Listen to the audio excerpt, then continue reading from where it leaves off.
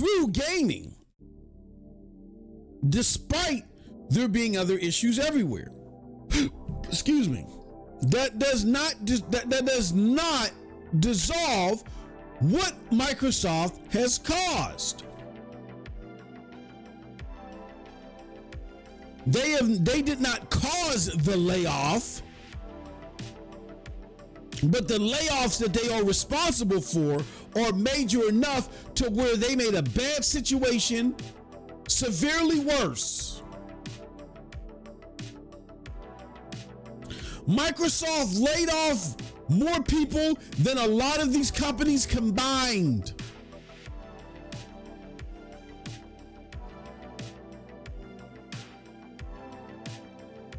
Stop it. You can't be this stupid. Or maybe you are. Maybe you can be this stupid. That's why I stopped engaging with a lot of you guys. Sorry for that mic hit. But on another note, so that's what's happening here with Microsoft. I got two messages. Message number one is, you guys shouldn't be surprised by all of this. For all of you that are surprised, I mean, outside of seeing the sticker shock of Game Pass going up $10 a specific year, I don't think beyond that you should be so surprised. Like, there's a lot of you, oh God, Xbox is they've ruined Game Pass and therefore ruined Xbox. I can't believe they've done this. You weren't paying attention. You were too much being a sicko fan. Yes, I get the gut punch again of the sticker shock, but after you recovered from the punch, you should be able to say, nope. I was stunned by that, but really not surprised. Why? Because the same FTC trial that Lina Khan spearheaded showed you and gave you access to emails and very vital information that even if you are the biggest Xbox sicko fan, you should have been able to say, hold on now. We're being told that this is sustainable. We're being told that this is profitable. Are they playing semantics here? When they say this is sustainable, are they saying this is sustainable because the costs are far exceeded by Microsoft's war chest? Does it not necessarily mean that they're making significant more money than the costs associated to this? And secondly, when we look at the costs associated to this, are the costs associated to this being tallied properly? Meaning, when Christopher Dring brought up in question the profitability of Game Pass, he was immediately contacted by somebody from Microsoft and told, oh no, it's profitable. Because what we do is we look at the costs of buying third-party games and putting them on Game Pass, and we also look at lost sales. And when you combine those two, our revenue far exceeds that. Or they didn't say far exceeds, but our revenue exceeds that. And that's when it was left alone. When it shouldn't have been left alone. Why? Because if you're doing a true nails to nails assessment of profitability, you look at all the revenue it brings in versus all the expenses associated to said item or service. So when Microsoft goes out and says Starfield had 15 million players or Indiana Jones had 5 million players, they are accumulating all of the usage, whether it's from sales or from Game Pass. So if you are now reporting pillar data that includes usage from Game Pass and a la carte sales, when you're looking at the success on Game Pass, just like a la carte sales, should have all of the expenses associated to said item. Meaning, if you're looking at whether Indiana Jones was a success, reasonably, what you should do is you should take the revenue made off of Indiana Jones' sales and subtract how much it costs to make the game, but only a percentage of it. What's that percentage based off of? Those players. If the hours accumulated by a la carte players is equivalent to 70%, then 70% of the expense for Indiana Jones should be attributed to a la carte sales. And the other 30% of expenses should be attributed to Game Pass. Because you want to combine usage and players, right? From both fields. So both fields should equally, if you're gonna equally celebrate the usage, you got to equally determine the costs for both sides of the usage.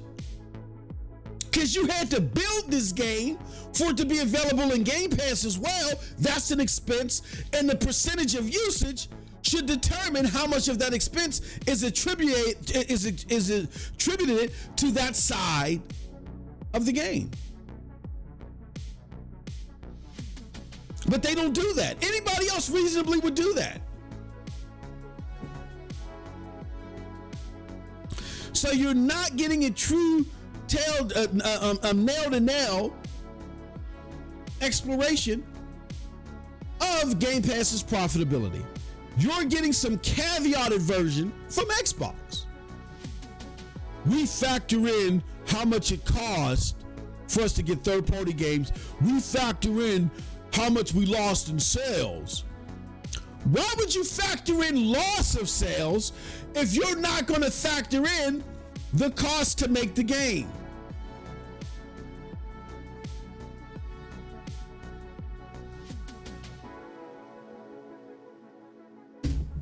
That's not a true nuts to bolts examination of Game Pass's profits. You guys should have, when you heard that explanation, or when you saw during the FTC trial that the emails revealed that Phil Spencer himself said to one of the managers who was asking, how do we determine a game's success, being that these games drop day and date in Game Pass? And he essentially, in so many words, said, I don't know. When you heard that from Phil, that was your cue to let you know that the true profitability of this thing was in question. Therefore, this should not have been a surprise at all. Gut punch because of the sticker shock. But after that, that excitement goes down, not surprised. Because they need to make more money to viably sustain this, even if you had Microsoft's money.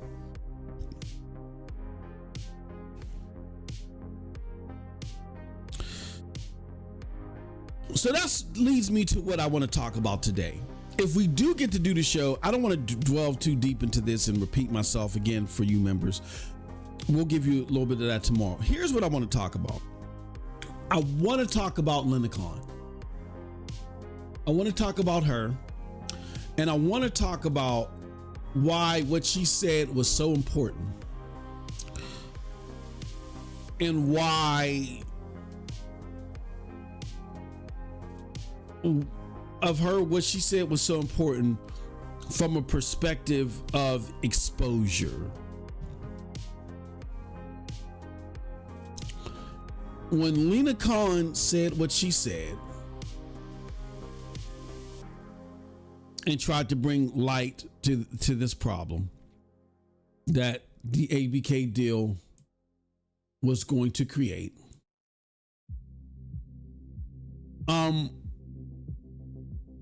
I think it went more into exposing the problem with the Xbox community. it went so far into exposing why the Xbox community,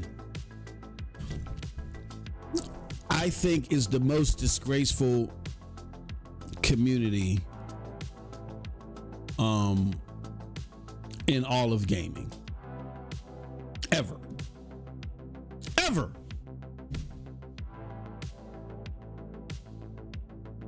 Because at the core of the Xbox community,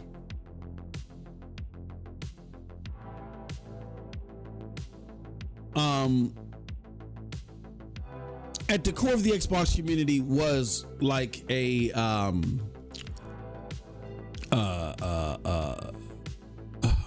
guardrails that simply was about you're not allowed to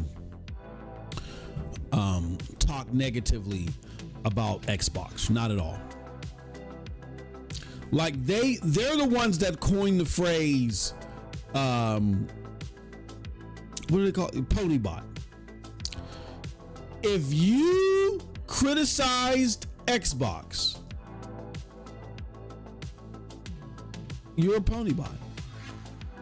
Where on the PlayStation side, if you criticize PlayStation, oh, you're a crybaby or whatever, you're making a mountain out of it. But they don't. The Xbox community used the ponybot line to try to exile you from the Xbox community. As many times as I've seen, for instance, Porter Rock and Guapzilla or Porter Rock and King Thrash have differing opinions and they go back and forth, I've never seen one another try to exile the other one out of the PlayStation community. They may criticize each other. Oh, you're falling for the okie doke. You're doing this and you're doing that. But never did you see them do that. Here's what I want to point out today. The disgusting nature of this community. See, these are the pillars of the community. People like Jez Gordon. Now, you might say to yourself, why are you always picking on Jez Gordon? Well, personally, and I don't know Jez from a can of paint. He might in real life be a very cool person. But what he's done is he has a horrible habit, a sycophanish type habit, a what do you call it? A social parasocial type habit, to where he continuously became a mouthpiece for Xbox to deceive its consumers. And it wasn't like, oh, I didn't know where they were doing this. It was, oh, wow, Xbox has made me mad and they weren't being honest about this. So instead of him stepping back and saying, whoa, not only is there the integrity of my name, but people trust me and I care about people trusting me. I'm not going to continue to let you, use me like this and deceive consumers. I'm a gamer too. There wasn't that knee-jerk reaction or that emotion to Xbox using him. What it was is, oh, Xbox made me look bad, so now I'm mad, to Xbox throwing out some more red meat, and whether it being justified or not, oh, the community's excited about this. Let's not test this. Let's not vet this. Let's bullhorn the red meat so I can be a sycophant again. So despite time after time after time, Xbox deceiving fans and using his name and forsaking his name to deceive fans, he was a willing participant to become a sycophant and so Xbox could deceive consumers. He's done it time and time again. And he showed no care in stepping back from being a mouthpiece for them that deceives gamers. People like that and personally have things going on in their life to where they don't care about integrity and honesty and just caring about other people in that way. And when you have people that have that mind state and have whatever they have going on in their life doing that, they can't be trusted from this perspective. I would never say that Jez Gordon is a horrible human being or whatever. I don't know him personally. But when it comes to gaming news, he cannot be trusted. I've been a victim. Oh, no, I want to say, but I've been a victim because as someone that played on Stadia, I've been a victim of Jez Gordon's lies and deceit because he tried.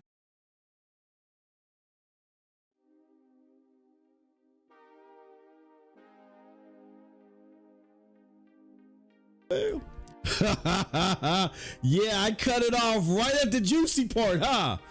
Yeah, what's up, everybody? It's your boy MM2K of Hard Knock Digital Culture, Cloud Dosage, MM2K Gaming, and we're back again with another episode of NRO Podcast. This is episode 109. Thank you for joining us. We appreciate everybody. Hit that like button as you guys come in. Hit that subscribe button. Make sure you put it to all.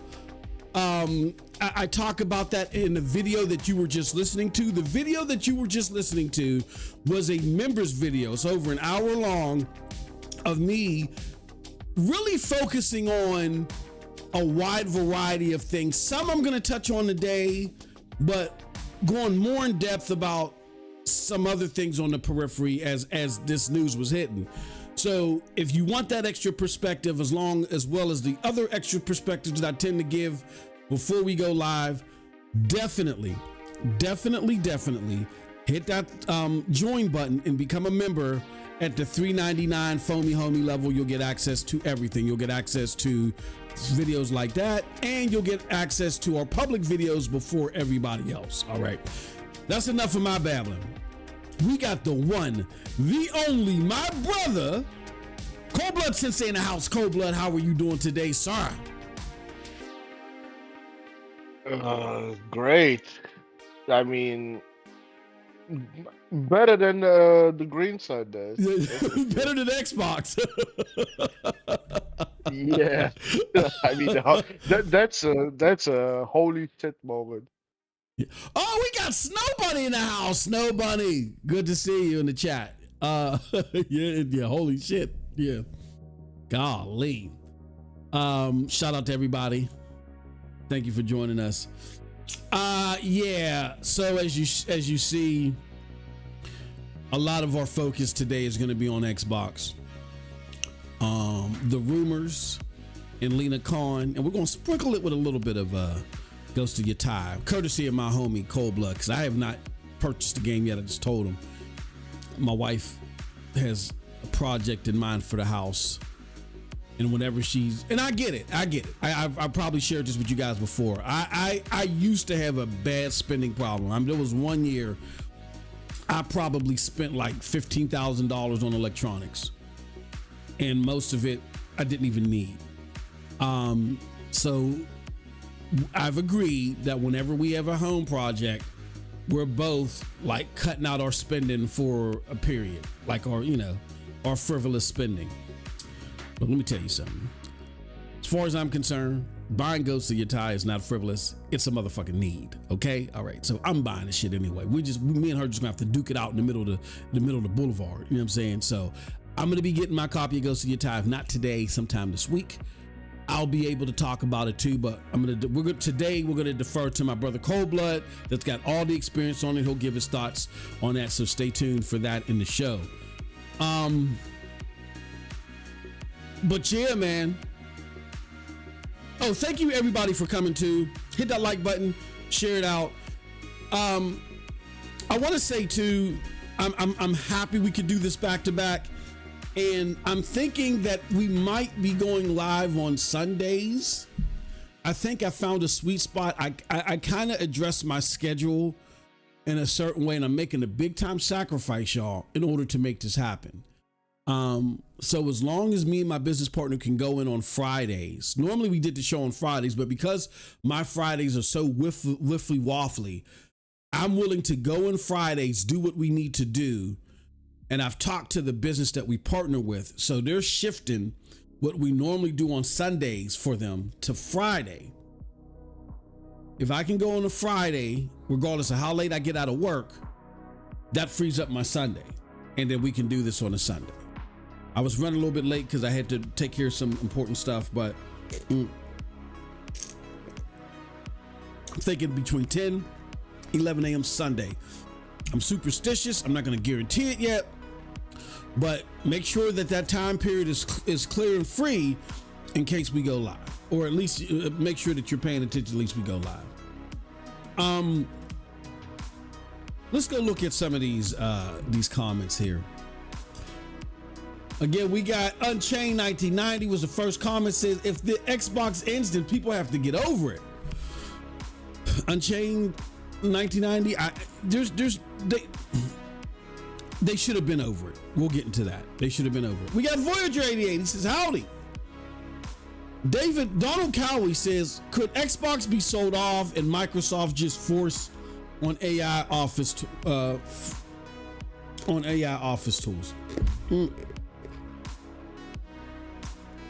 Xbox can be sold, but Donald, if you think about it, who's going to buy it? Who's going to buy that hot dog pile of dog shit when you have $100 billion debt that I don't know how it's being allocated.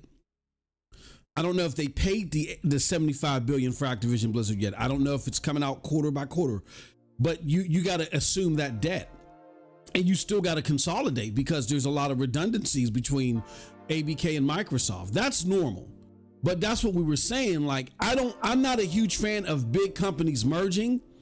Number one, it cuts competition. Number two, when you have two big companies merge, there has to be synergies, or as you guys call it, layoffs, because there's too many redundancies. There's too many positions that were needed when they were separate entities, that now that they're only one entity, somebody's got to go. And with all this consolidation in the gaming sector, these people that filled and went to school and got school debt over certain positions, they have nowhere to go now. They have now been consolidated out of the market. So, yeah, no, who's gonna, maybe someone, I'm gonna be honest with you, buying Xbox probably was more lucrative before the ABK deal. And I know people are listening to that and they're like, but there's Call of Duty, there's all this other debt. Like, if what we're hearing is true, we're gonna talk about that. If what we're hearing is true about the hardware, and my homie is validating it, so I'm in like the 90th percentile that this is true. But if this is true, then you got to take into consideration that there's the AMD sign off.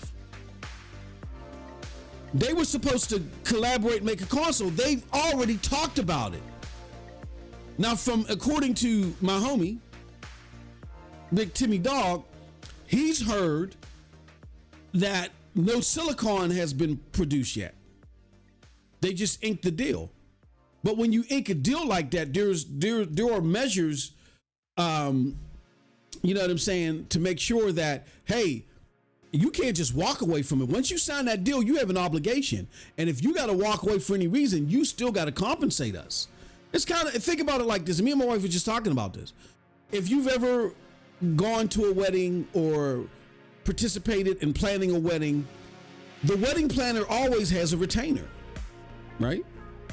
So if you cancel, he or she still gets their $2,000, $3,000, $4,000. Because in order to prepare for your wedding, they would have come out of pocket, or they would have used some sweat equity to go get things in preparation for your wedding, to where if they don't get any money from you, they're going to be ass out. So they're like, we're not going to be ass out. You got to drop a retainer. You got to put a down payment on here, and the down payment is non-refundable in case you back out. So I'm not saying that, I don't know if Microsoft drops, I don't think they do stuff like that, but they would be obligated. There's going to be a pullout fee. You know what I'm saying? That's always etched into these agreements. And as far as the new leadership, from what I understand, is concerned, they're more than glad to pay that fee and get the fuck out of Dodge. So hopefully that answers your question, Dawn. Unfortunately, I don't know who would want them. Who would want Xbox? I mean, if you guys have in the chat, you know, any indication of who you think would want Xbox, who would want them? Matter of fact, that's a good fucking question. Let me put that. Let's make that a poll question. Start a poll. At this point, do you think anyone would be willing to buy Xbox off of MS to keep hardware going? Absolutely. Hell no.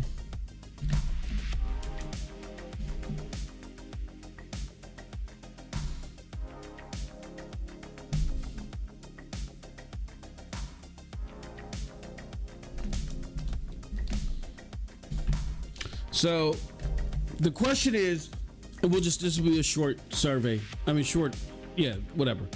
At this point, do you think anyone would be willing to buy Xbox from Microsoft to keep the hardware running? I don't know who would want to do it, because again, even though the Call of Duty franchise is there,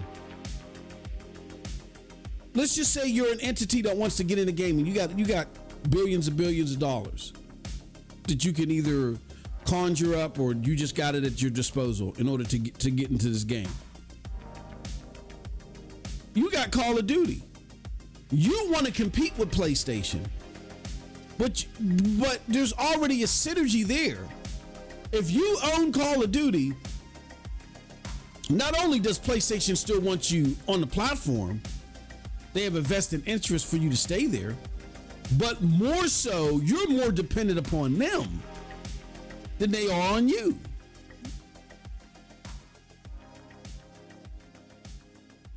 Let's put all the other shit aside that they're selling on PlayStation. Let's just focus on Call of Duty. Call of Duty, what was that? 82% of Call of Duty sales were on PlayStation. That is your biggest IP. So if you do pay for and buy Xbox, trust me, they're going to evaluate everything.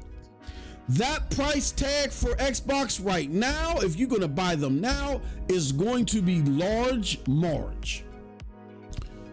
I'm talking about 80 billion. At least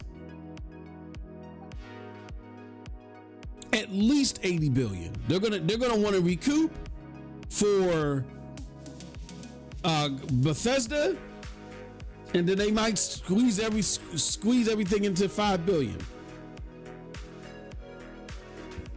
At least 80 billion.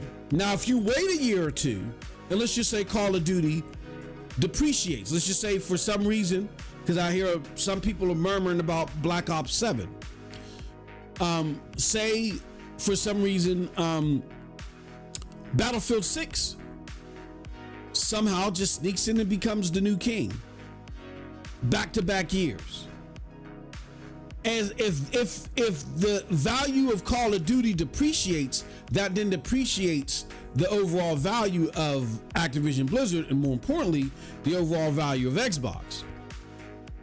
Then I could see people swooping in wanting to buy. But right now, I don't see anybody that would want to swoop, because what would be the point? If you want to get in the console business, it's to compete. And you can't compete against PlayStation if your number one piece of software is too dependent on the competition.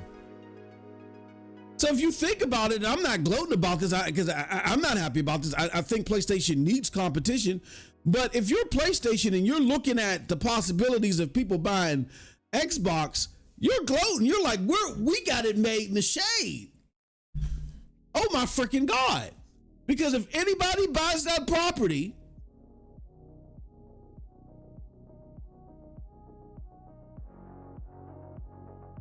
they're beholden to us. And that's why we were on this channel fighting against the consolidation. You see how it turned out? Well, we'll get into that later. So many reasons why we were trying to tell you this was bad and nobody wanted to listen. Y'all thought it was just hate that, oh, it takes away your argument chips on Twitter. No. So yeah, it's gonna be a hard sell, Dawn. I don't know, man. Social Joy says it's over. It's over. Now it's over. Move over. Now it's over. Microsoft now.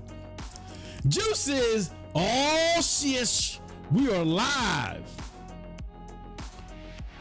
We got Snow Bunny in the house again. Best game I played all year. Cold Blood has 3 hours in the game. He doesn't know this. I be seeing y'all lying.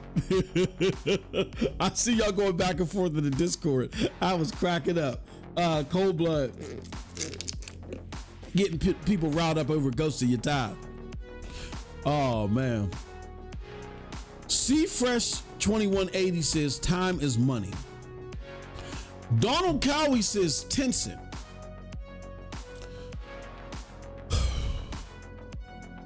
Yeah, that is the only group I could see. But then the thing that I think would stop that again is the whole Call of Duty situation.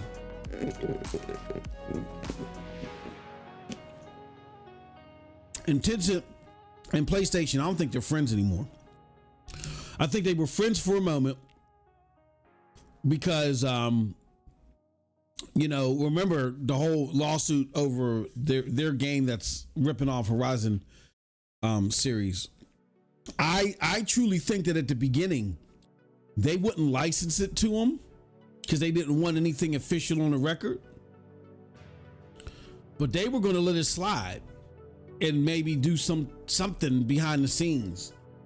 And then as they move forward with the game, and then the backlash that Hiroki Totoki is getting, and the fact that the impending release was coming for this game, I think they felt like this was their best PR move to now all of a sudden you want to sue Tencent over this game. So Tencent was probably blindsided about this.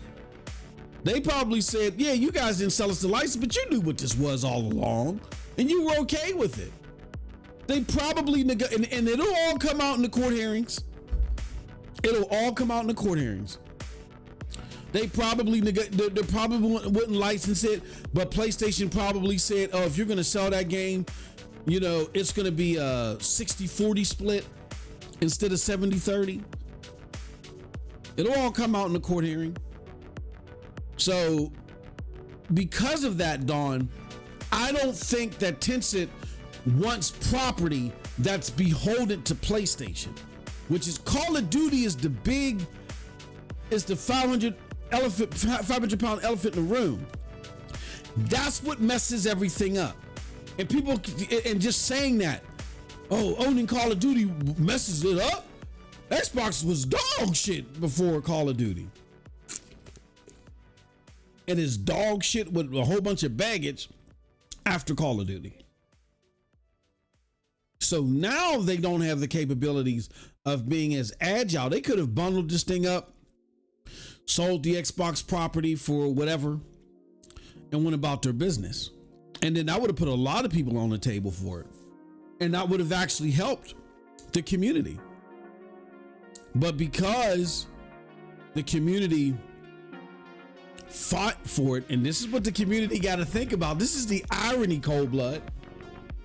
The community actually fought for the thing that makes the extension of the Xbox Life non-versatile. What I mean in English, that means y'all advocated. Y'all were reaching out to Lina Khan. Y'all were calling her idiot, stupid, like this woman didn't have a law degree, like she wasn't smart. She was an idiot. She was a dummy. All because you wanted to be able to brag on the internet.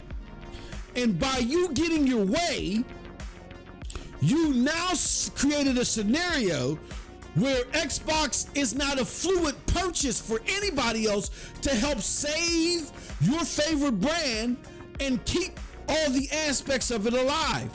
Xbox is stuck at Microsoft. It's stuck, and it's stuck because of you. The irony is so sweet. I have no sympathy, by the way. So if you're sitting there having panic attacks and shit, your hands are shaking, you can't eat, you're feeling nauseous over the prospect of this, you out here like kids move, I never liked none of you motherfuckers anyway. If y'all out here like that, this is not the program, this is not the place to be. Because I have no sympathy. But wait. Kid Smooth had another revelation. Now he wants to sell his Xbox and get a new PC. Mm-hmm. Come on. Come on. And you know his reasoning? He said he can trust Xbox no more.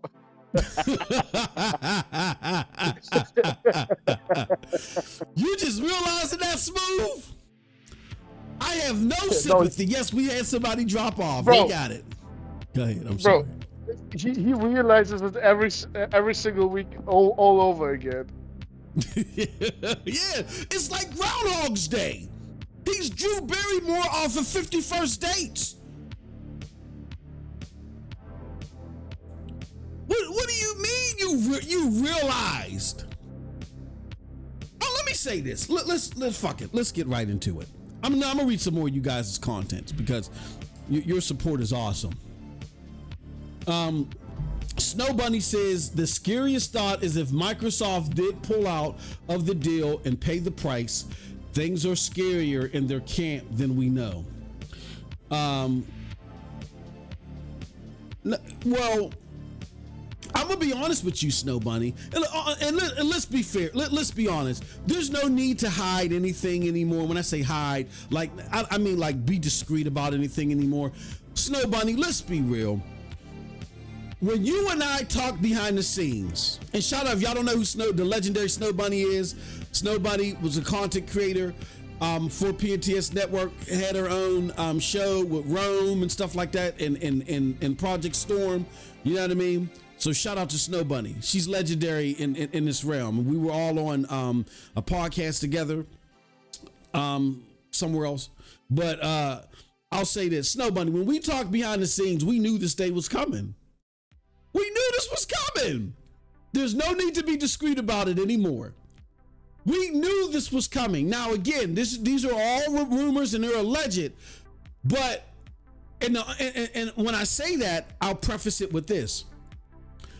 There's this very slim possibility, but a possibility that this Althoff guy might say, well, you know what?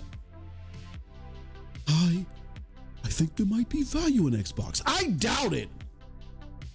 It's a lost cause, in my opinion, but that's just my opinion. You guys can try it and fight like heck. No, don't do it. Have your kids color pictures and shit like they're writing to Santa. Y'all can advocate for this all you want and send them to Mr. Althoff, and maybe you'll have a change of heart. I don't know. But let's be real, y'all. We knew this was coming. I think the surprising part, Snow Bunny, it's not that it's happening. It's just, okay, it's like watching a train wreck. say for instance, you see a car parked on some train tracks, and you see a train coming full speed ahead, and you're like, fuck.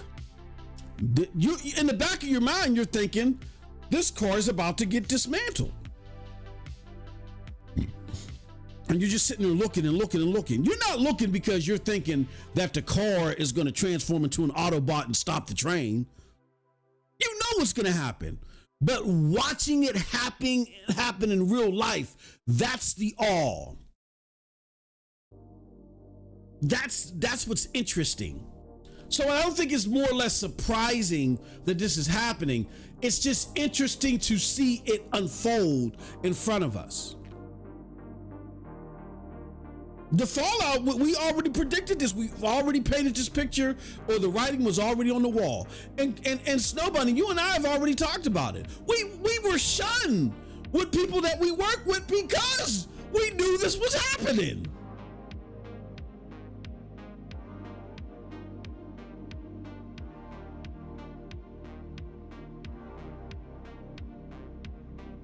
I think it's just watching the train actually hit that car. And you're like, you're watching the metal split and things happen, and you're like, wow. Like, oh, okay, that's what happens. I mean, I knew this thing was going to get wrecked, but the actual momentum and how things are splitting apart, that's just the interesting thing to witness. You know what I mean? But we knew this was going to happen. We knew it. You don't have 13 years of straight failure. We've seen companies more established, Nintendo, Sega. We've seen companies more established that competed better fall by far worse and get out.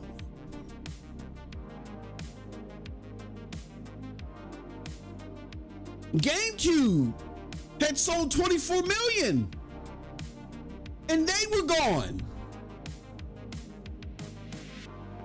They were gone. Nintendo, of all people, they were gone. They said, we're going on handhelds. You knocked out the legendary Nintendo. They were a staple of gaming. They've totally got out of the AAA console market. They didn't even stay the whole generation. And they still got 24 million, though they didn't stay the whole generation. And that's when there were 3 competitors on the AAA genre-defining console market.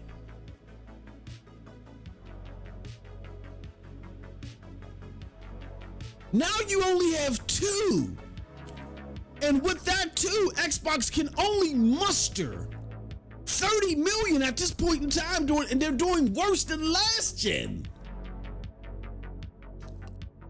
Nobody in the right frame of mind should have expected anything else. Anybody that was A, in the right frame of mind, and B, was looking at this logically, thought anything else different was going to happen.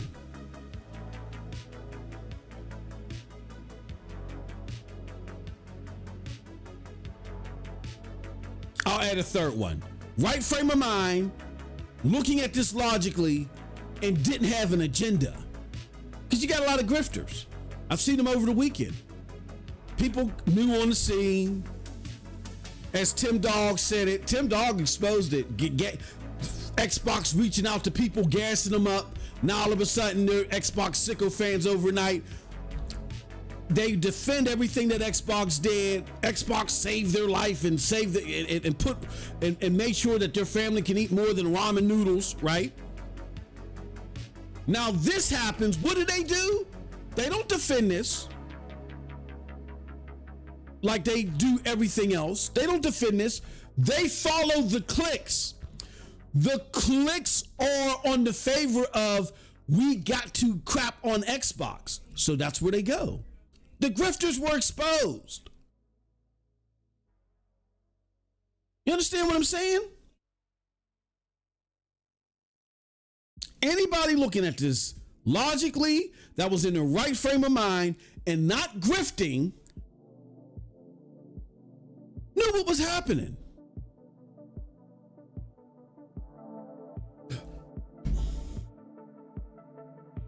Lenovo, Dell, Samsung says Cree86 as far as potential buyers. I don't think they too have the capital, but I don't think they would want. I don't think they want to get into the console business. C Fresh 2180 says the Saudis. Now that's a good one. The Saudis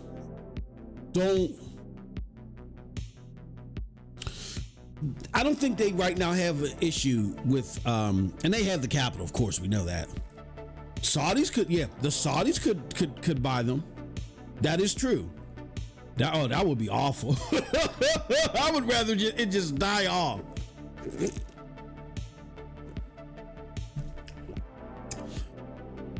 Albert Garcia says, F no. Nobody says, but I thought the ABK deal is under MS Games and not the Xbox division. No, they consolidated all that. It's not under Xbox. Yeah, it's not under the Xbox Sarah Bond division. You are right. It's all under Phil though. I think Dawn, and correct me if I'm wrong, Dawn is asking if the entire palette of stuff that's under Phil Spencer can be sold. That's what you're asking, right? Not just the hardware and platform.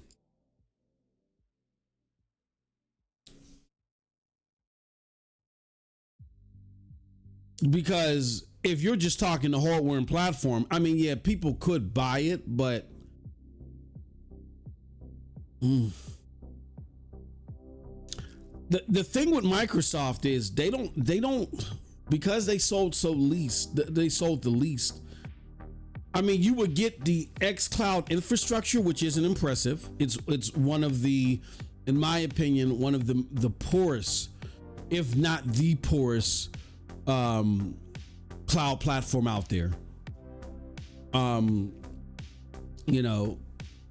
It's boosted its well, I can't say that because, well, yeah, it's somewhat boosted its capabilities above Amazon Luna because Amazon Luna can do 4K 30 if you're playing an Ubisoft game and you tinker around with the settings. It can do 4K 30.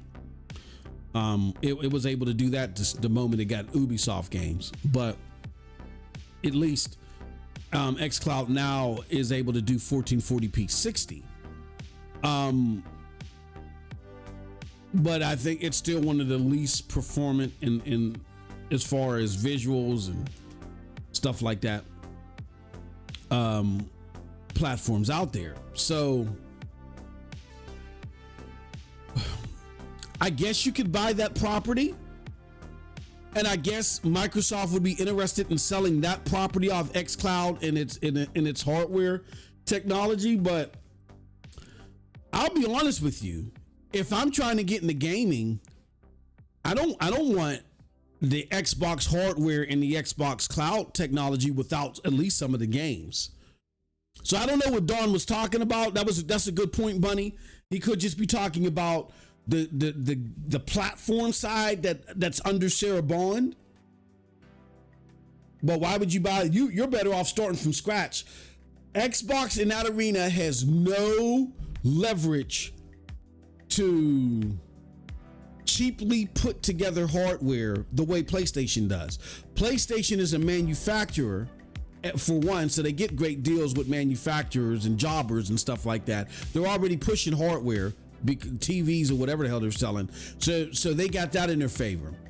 Then on top of that, they sell a whole bunch of consoles. So those two factors alone, the relationship of the overall parent company, Sony, and their manufacturing relationships, and the fact that they sell a whole bunch of consoles, that's why PlayStation, after a year or two, they're no longer selling consoles at a loss. And actually, the PlayStation 5 was the console where they slipped into the black and out of the red the fastest, from what I understand. It's due to that relationship. Xbox, because they're not a manufacturer, the only thing that they were selling was the Surface laptops. maybe something else, but nothing at any serious capacity. Maybe maybe I think Microsoft does sell keyboards and mouses and shit like that, whatever. But they don't have relationships established like that. So that's why when Phil, if you guys remember when Phil was at the Fortune 500, when he did the Fortune 500 magazine interview, and he was talking about when he was asked, you know, do you guys turn a profit on the console? Like that's the biggest scowl I've ever seen on Phil. He just like puckered his lips and was like, no. And it's like still to this day, no. Like he does not like having to deal with hardware.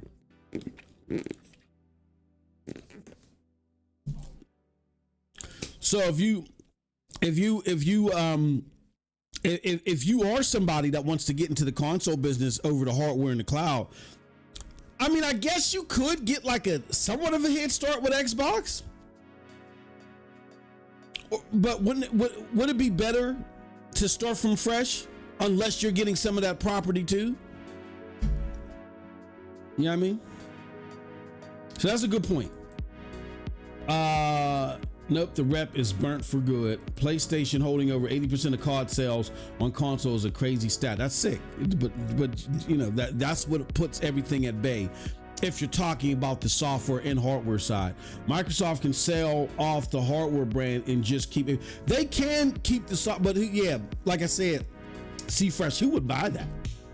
Levon Casey now says Xbox Series will still get third-party games such as GTA 6 at least next year. I mean, yeah.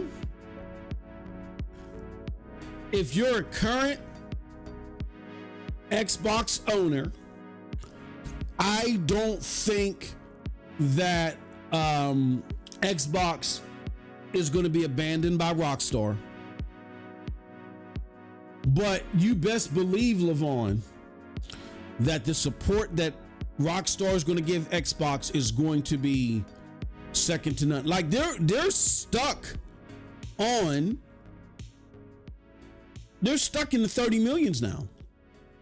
They've raised the price of the console to laughable levels, and retailers are not selling them anymore. Like, who do you know that wants to buy an Xbox console now unless they buy it used? And you know there will not be a single used Xbox console out there. Well, there might be for a little bit, because as people go to PlayStation, as people say, you know what, fuck it, I gotta go to PlayStation. So you might have like an influx of Xbox consoles sitting out there, but guess what? You're gonna have other people that may have broken their console, or people finally leaving the Xbox One for GTA. Like, I think GTA is gonna help sell consoles on both sides, but here's the kicker. Xbox did this a year too early.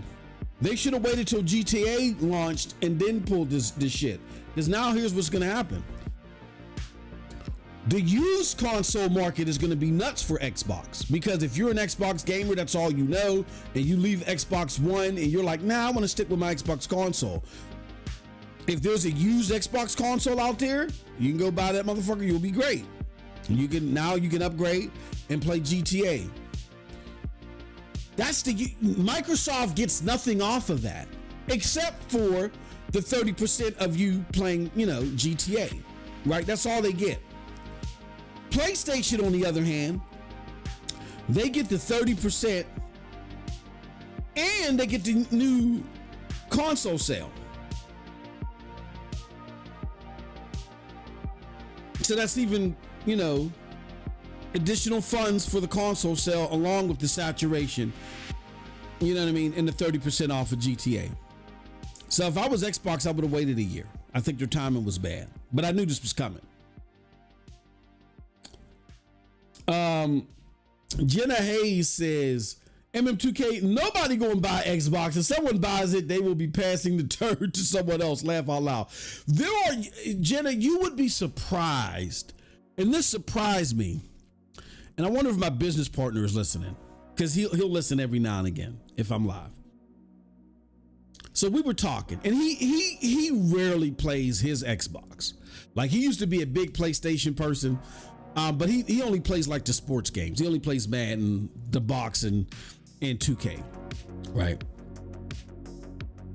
And I remember when, because I used to kick their ass every day after school. We've been friends for decades. I used to kick their ass every day after school on the Sega Genesis, right?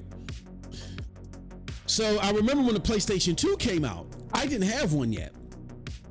He was in college. He comes up from college. He brings the PlayStation 2 up. And we're playing Madden on the PlayStation 2, and he's kicking my ass. I'm like, hold on, what the fuck? I'm not used to, I was whooping their ass for like 10 years straight on the Genesis or whatever. And playing on the other platforms. He's like, no, this ain't the 3-button era no more. You know what I mean? So he was a big PlayStation dude. Well, when the Xbox 360 dropped, he went to the 360 like everybody else. And he particularly never looked back. He don't be up on the news like we do. All he cares to do, all he plays is Madden in a boxing game and a basketball game. That's all he plays. So all of his kids, they're the same way too now. They're stuck on Xbox, but they're a little bit more wise and keen to stuff, and they listen to my content too, because they play other games. So I'm talking to them, and I'm like, yo, Xbox is about to shit the bed. And his oldest son was like, no, man, no. And, arguing with me back and forth. I'm like, bro, I can tell you getting your news from Colt. I see you watching Colt Eastwood or some shit like that. You are wrapped into the Xbox propaganda, right? Or you watching Boomstick or somebody. So I told him over the weekend, because truth be told, and I got to be mum about this, I knew this was coming before y'all did. I was being hit up throughout the weekend from multiple sources that this was happening. I just didn't have time because Friday, like I said, me and my business partner went in to do our business on Friday, and we just got the okay from my partner that we could do what we do on Friday and shift everybody's schedule around. That weekend, Friday and yesterday, I already knew. Now that everything's out on the internet, I'm talking about it now. But once it became knowledgeable, that's when I dropped my members video. Then when it started becoming news, that's what I did my members video tap dancing around this. If you watch my members video, the thing from Sneakers SO wasn't out yet. I'm tap dancing around this. And then finally when Sneakers SO came out, and then my brother Tim Dog came back, I was like, okay, now I can talk about it.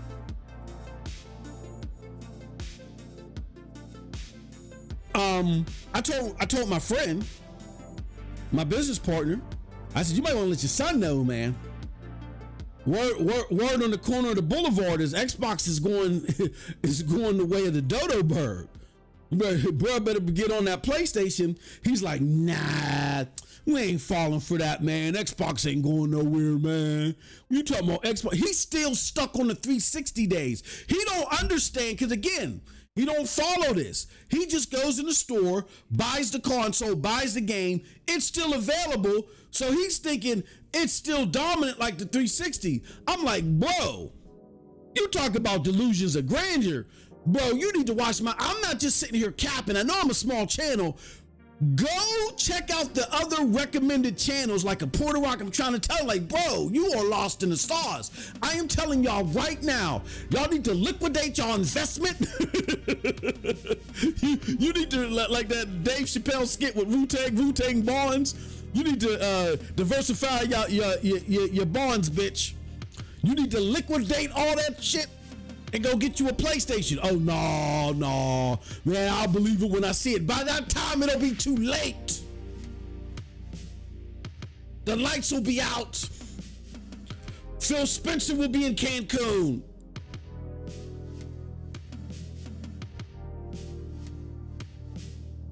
All right?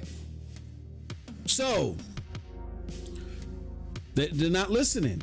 Those are the people that when GTA 6 comes out, because they're all going to get it. My partner's son, he'll get that. He'll play that because again, it's a casual game. He'll get that and try that out. He'll try it out and be like, oh man, I tried that GTA 6, man. It just wasn't for me. He'll go back to the sports games. What they are going to do for the ones that don't have a series console, and I don't know which ones it are, they are.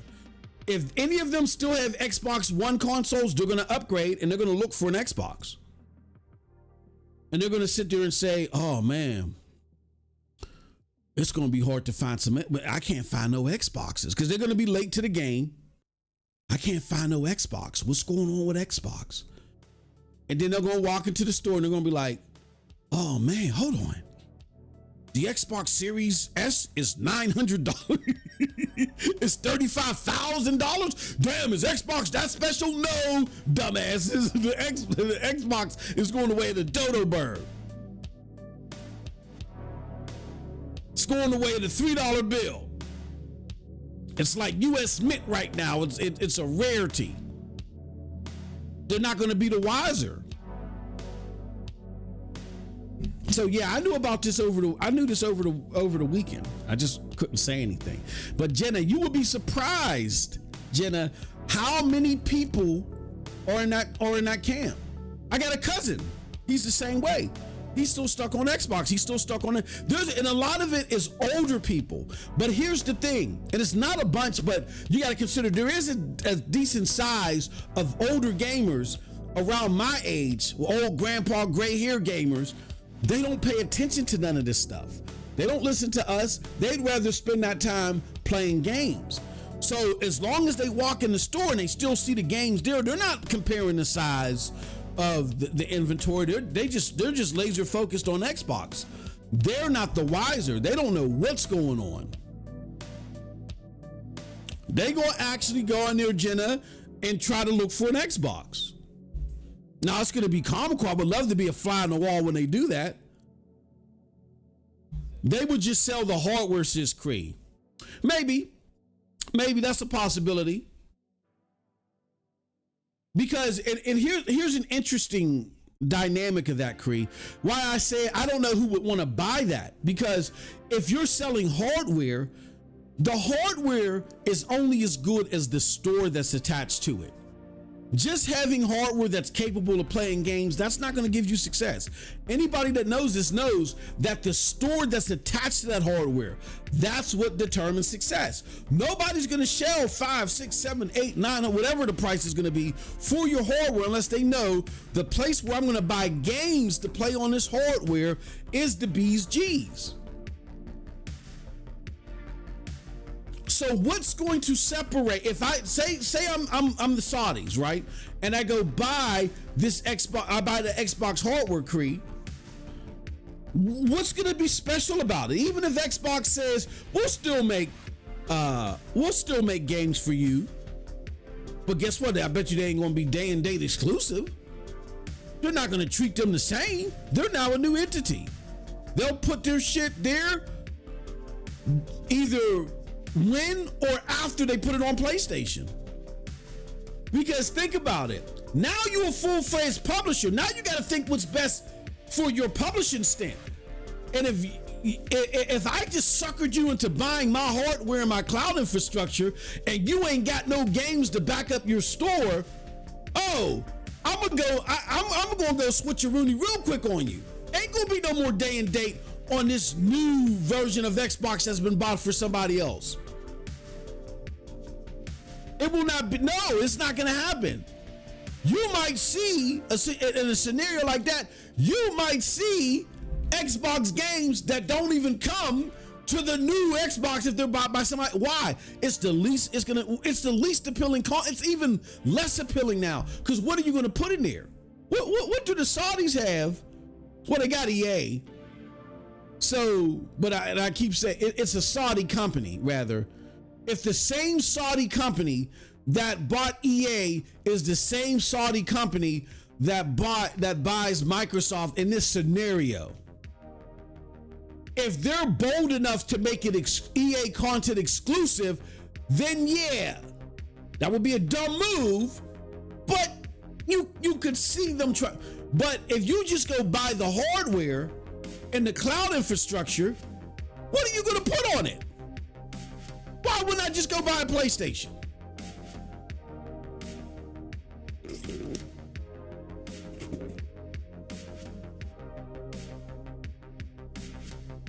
Genesis Yotei, MM2K Ghost of Yotei is PN. Laugh all out, those hot springs hit different with the female protagonist for the Gooner gamers. Yeah, they're gonna love it. All right. Oh, here we go. We got Zantac. Zantac is back. Zantac, I can't give you as much attention as I did last time. He says, now we're going off rumors. Zantac, I've seen you in other chats.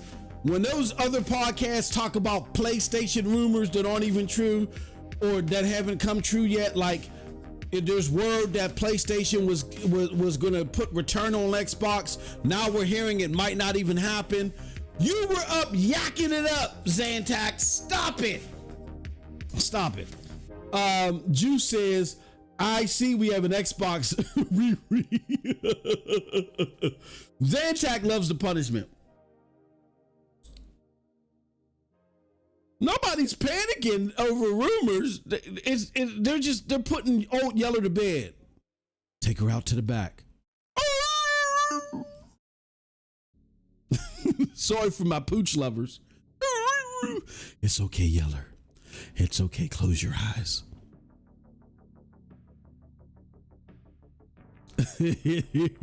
Zantac, look at him, he's bad. Whenever you see someone put emojis like that from the Xbox community, trust me, I know, because I used to be in the forums with them. Whenever you see that, those are ignore the smiling on the emoji, just pay attention to the tears. Oh my God, Zantac is hurting so bad on the, y'all wanted to die so bad.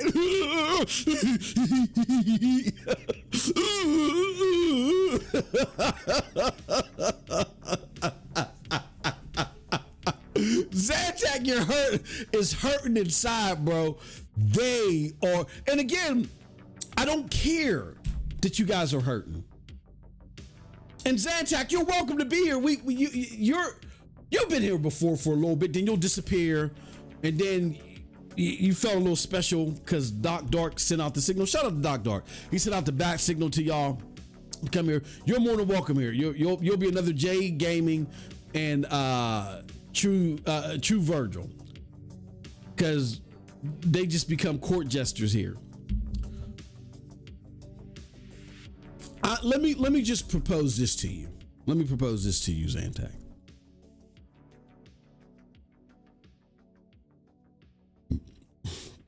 I've been gaming for over 4 decades. And where I come from, before, like, there's always been console war. My first cousin had the Super Nintendo and I had the Genesis. And we'd be in school arguing, oh, the Genesis is better, this and that. And, you know, so forth, right? But guess what we did? Every day after school, are we going to your house to play Super Nintendo? We would go over his house to go play NBA Jam and stuff on his console. They would come over my house to play Joe Montana football and other shit on my console. We actually cared about each other, even though we just argued over who's the best, right? We cared about gaming overall.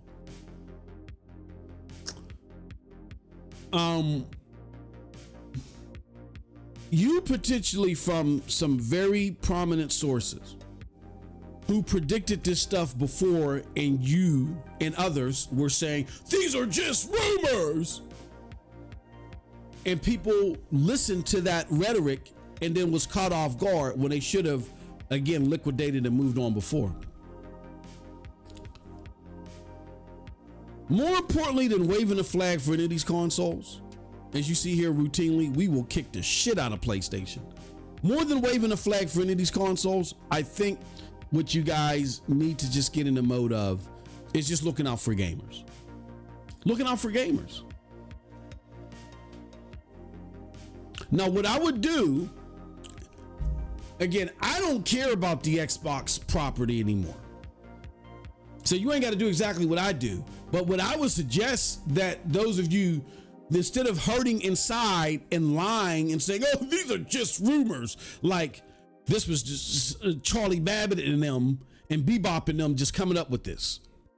What I would do was say, oh no, this better not be true, because if this is true, you best believe I'm not buying this, that, or the other. Like, for instance, people laughed at Extreme when he said the PlayStation 5 Pro was his last console.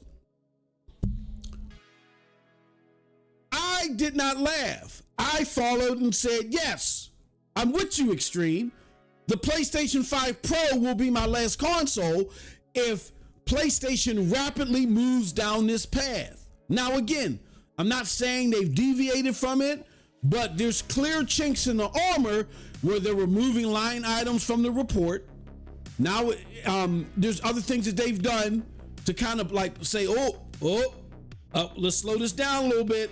If not, yank it out. And now it's being suggested that Returnal might not even come to Xbox anymore, that they're looking at their focus and possibly refocusing, or at the very least, they're cognizant of the reputational risk that could happen if they move as arrogantly as Totoki wanted to move. So why am I bringing all that up? Why does that matter to an Xbox person? Instead of sitting here crying to yourself, oh, you're listening to rumors, fake smiling emoji, be a gamer, goddammit, for once. And get out there and fight. And say, I know you motherfuckers better not be pulling this shit. I'm not saying it's true, but if there's any truth to this, you better think twice. Don't waste your time here. You need to be over there. You need to be over there. You can come and argue with me all you want. I have no pull in this. I'm just reporting to you the news, catching the trends, letting you know what the obvious is so you can look past all the muck and mirrors. I have no pull. What you need to do is take your voices and go out there and tell them, hell no, we won't go. And that's what we don't see enough from the Xbox community. As soon as the PlayStation community is hit with something they don't like, they want to fire everybody. Remember, it was fire Jim Ryan because Jim Ryan said, we believe in generations. And I feel like that he was trying to be sly with words. He knew what the context would be taken, but he didn't lie. It's just, you got to read the whole paragraph of the interview to understand what he was saying. But he knew the impact it would have. They wanted to fire him over that. Now, I'm not saying there's not people in the PlayStation community that don't make excuses, but here's something I intricately noticed in the Xbox community, and it's at the centrifuge of why you're at where you're at now. Why you're getting ramrodded, no Vaseline, you're just grabbing ankles all day. The term ponybot is a term framed by Xbox gamers. Why? It's used as a means to diminish people that have an opinion about something, a negative opinion about something that Xbox is doing if you're part of the Xbox community. And it's used as a means to shame you. You're not a true Xbox supporter. You got something negative. You're a pony bot. Huh? You have people that hate PlayStation for whatever reason, legitimate or not, that love Xbox, that don't like something that Xbox is doing.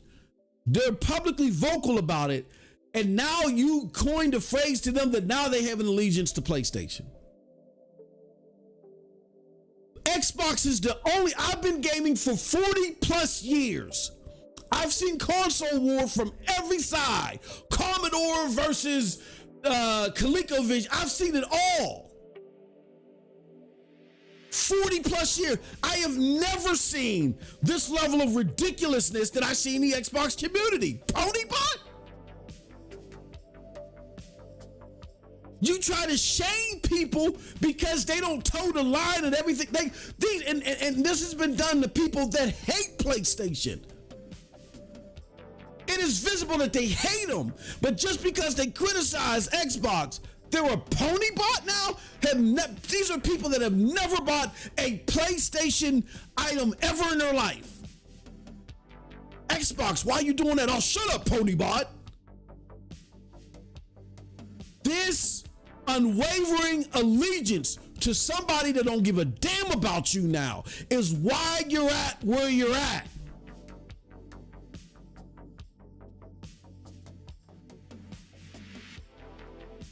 That's why I have no sympathy.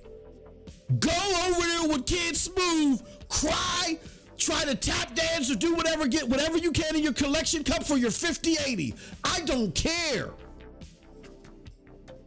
You earned this L. You've earned it.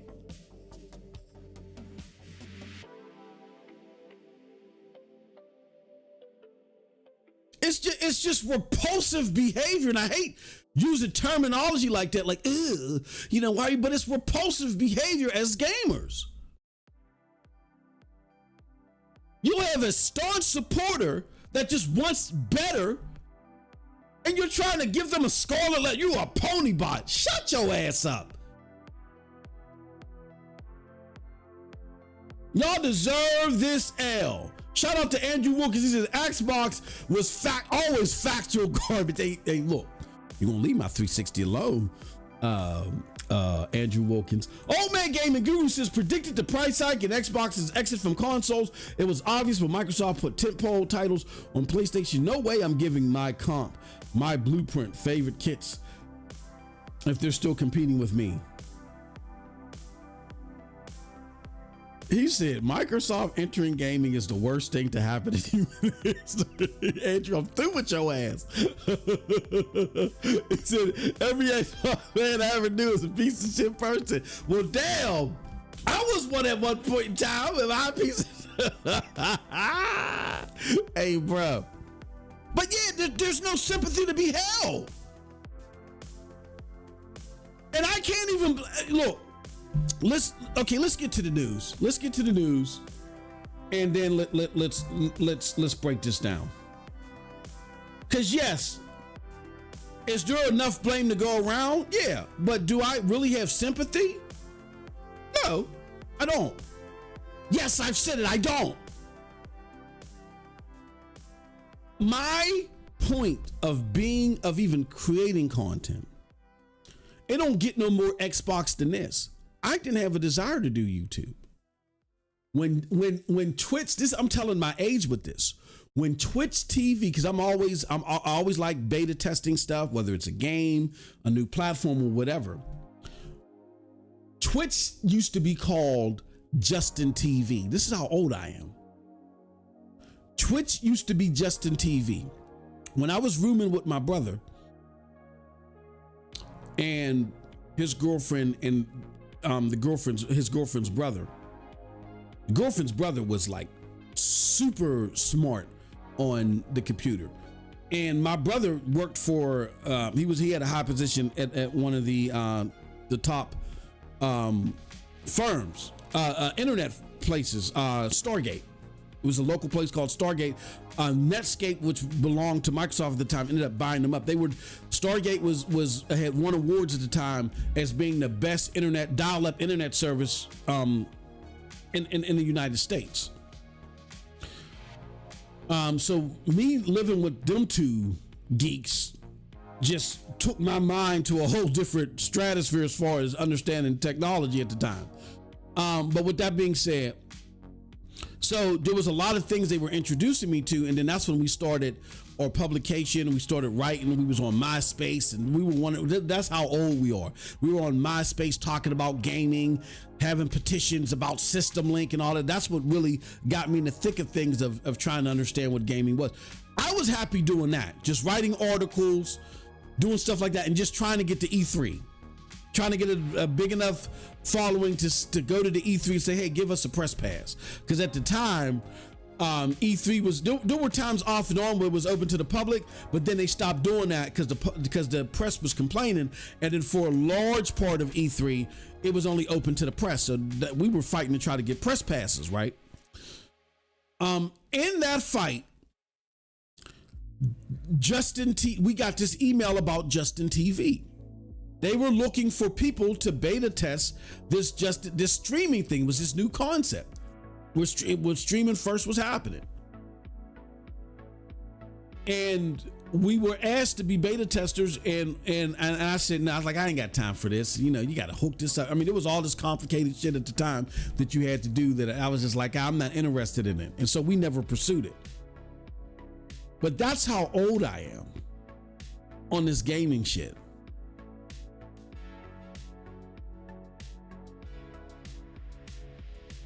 Never.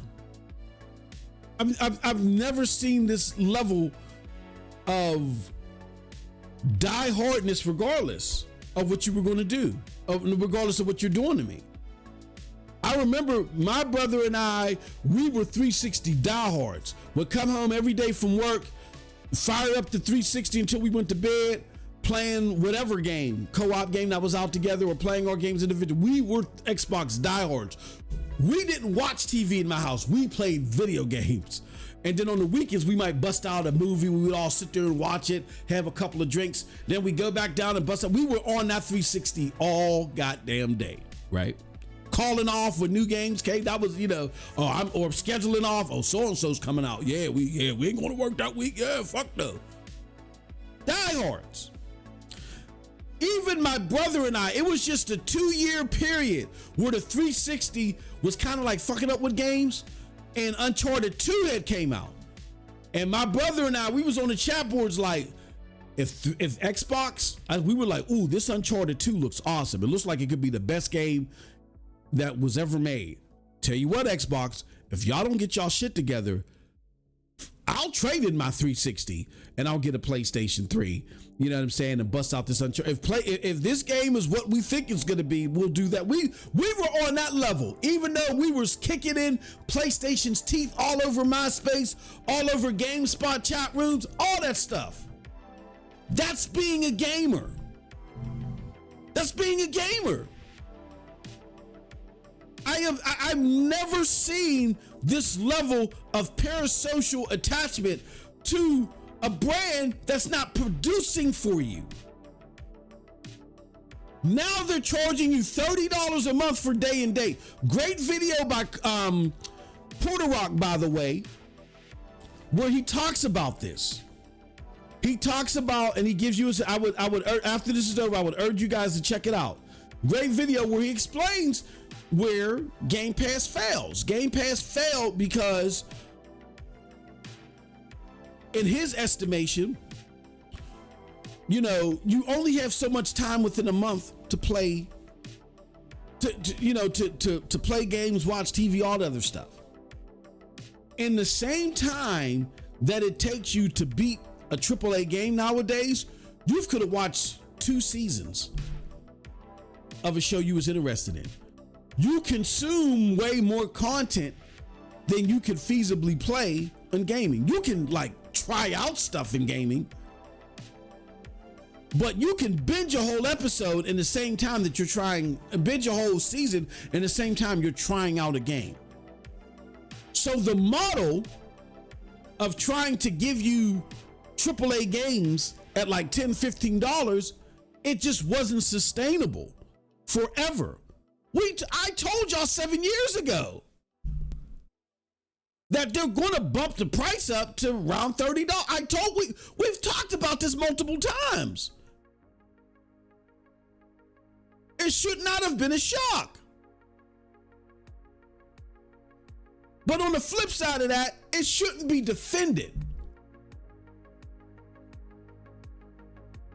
What y'all should have been doing is, yes, getting your use out of the subscription service, but so you wouldn't be ass out with your face in the dirt, buy games. Just buy them. Even when they go on sale, buy them. So when the service becomes untangible for you anymore because of the price, you still got shit in your library. And you didn't listen. You just sat there and defended on the internet and made excuses. I have never seen anything like that. I don't see it for the Nintendo group altogether. Thank you, Juice, with the $5 super chat. He says, yo, Paris, are you in the chat? I need to know why Tim was on your ass. Stop, Juice. I'll speak to that. I'll speak to that in a second. But Juice is such a troublemaker. But yeah, I've never seen it in gaming. I've never, the hell with the content creators. I'm not even talking about them. I'm talking about you. Even the Nintendo fans. I mean, the Nintendo fans, sorry, Bunny. Nintendo fans show their lack of technology when it comes to this DLSS version of DLSS on the Switch too and all of the stuff. But if Nintendo does something they don't like, they will get upset. And they will fight amongst each other. Not as much as I see out of the PlayStation community. Don't get me wrong, you have that group that will defend anything. But you have people like prominent people in the community, Porter Rock, and whomever, that when they see something, they're going to call it out. What I see in the Xbox community is if you speak up, there's not just other people on the other end within that same group that'll just call you out and debate you. They try to exile you. Give you a prime example. Porter Rock and King Thrash on different spectrums, and those are both my homies, on different spectrums of what's going on with PlayStation, possibly going third party, yada, yada, yada. Never has King Thrash, never has Porter Rock looked over at each other and said, you're not a gamer, or you're not a PlayStation gamer, or you're a bot pony or something. They've never done that. I've never seen this as prominent anywhere else in 40 years of gaming that I see with y'all. And now y'all mad. Now y'all want to sell y'all shit for a 5080. Now it's Xbox. Oh, how dare you, Satya? No, how dare you not act and react to the stuff that was happening for 13 years like a gamer? The point I was making with the Justin TV thing and me being on MySpace, I've been doing this for a long time. I have been an Xbox fanboy for a long time. The only reason why I came to the streaming side, when I first rejected it, when it was Justin TV, I wish I wouldn't have done that now, but when I first rejected it, when it was Justin TV, the reason why I ended up doing this is because at the beginning of the PlayStation 4 generation, I saw that the PlayStation 4 was pulling away. I was like, oh no, in my opinion, there's not that much difference. And all this talk over frames and resolution, it's stupid. So it was my agenda to prove the PlayStation was overrated. That's the only reason why I even came here. And even with that agenda, my very first video was Phil Spencer got a promotion. I'm not celebrating. Why? Because even though I had a skewed agenda, I'm still doing this looking out for the gamer. And I could tell that the way that this dude was moving back then, 2017, back then, was going to lead to what we have now. Anybody that was following me, Will Sinks, if you're in the chat, ODG, if you're in the chat, Cold Blood knows I was sitting there doing series with dog walking Phil Spencer back then. No, you've been kissing ass. Stop lying. You are lying so bad right now. Oh, you're crazy. You're crazy. Don't make me pull up that video. I was a diehard Xbox person, but I did not believe in Phil's vision. For every negative video you had about Phil Spencer, you made 20 very ass-licking positive videos about Xbox. That's So don't different. lie right now. No. That's no. You can, like, for instance, I love PlayStation. See, this you argued against your own point. You love PlayStation. Do you love Herman Hulst? Absolutely. he gave me Death Stranding and Ghost of Yotei. Absolutely, I love it. What are you talking about? I loved Xbox. And most of that was what do you call that? Nostalgia off the three. I was still punch drunk off the 360. I grew to be leery. It started off me being leery of Phil Spencer to a repudiation of his leadership. I never was a fan of Phil Spencer. Never. But I was gung-ho about Xbox. Now again, that may sound like an oxymoron. How can you be for Xbox but not be for Phil Spencer? Well, I had faith in the people that were there, the old guard, the old leadership that was there. I just felt like that Phil Spencer wasn't utilizing them in the right place. But as the old people started leaving, and then Phil completely gutted them out and brought in his people, then my repudiation of Phil translated to my repudiation of Xbox, because now Xbox was fully a reflection of him.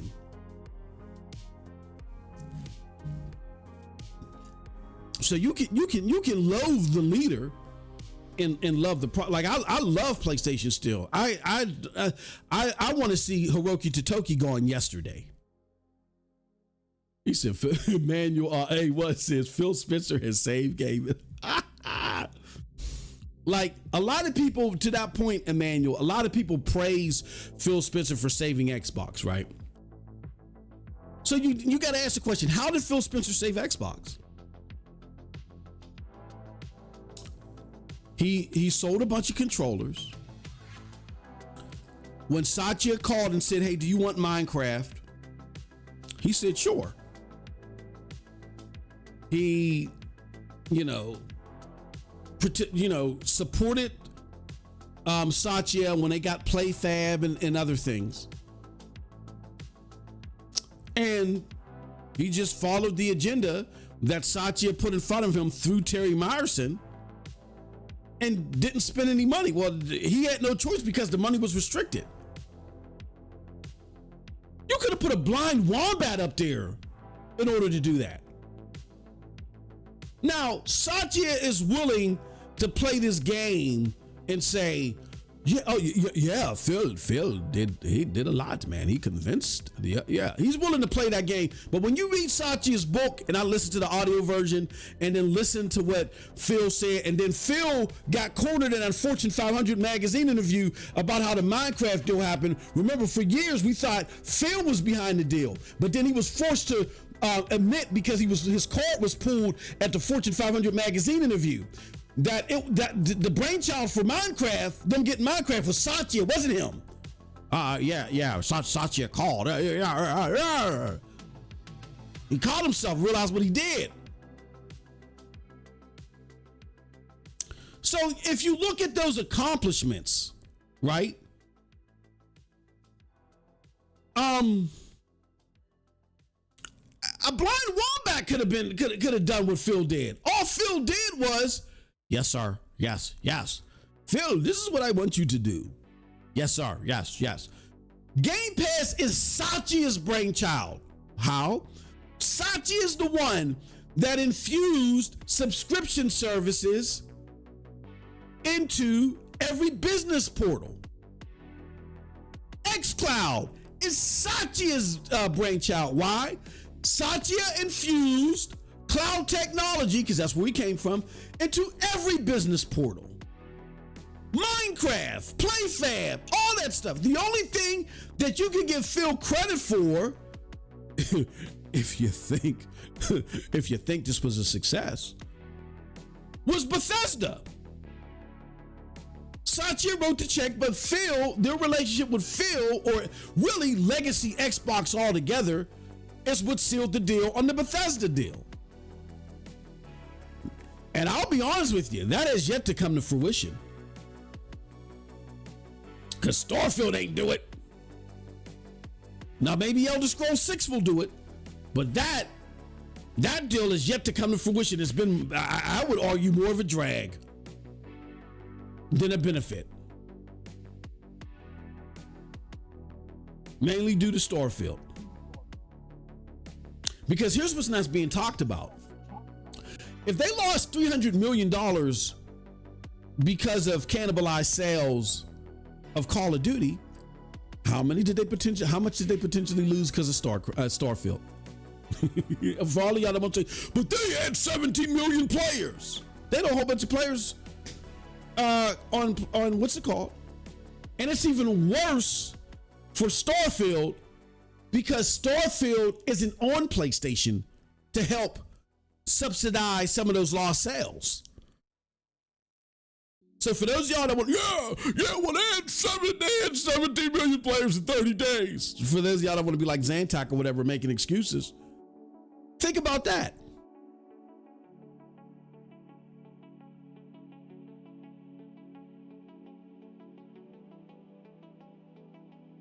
So my thing is, you guys are the ones to blame for this. I'm not saying every time the PlayStation community or the Nintendo community, and I'll admit it's infrequent, but it's way more than what you guys do. But every time every time the PlayStation or the Nintendo community goes out and complains, I'm not saying every time they complain, they get results that they get the exact same thing that they want, but at least the companies are on notice. Let's be real here. No company has pulled the shenanigans on their consumer base that Xbox has pulled in the last 13 years. They always tell y'all, oh, we're going to talk to y'all about this and talk to y'all about that, and it never happens. Or it happens late. It's only 4 games that I'm guaranteeing. And again, not saying that they don't try to pull slick shit on the other side, but the amount of deceit and ill will and ill faith, it's never happened anywhere else, ever.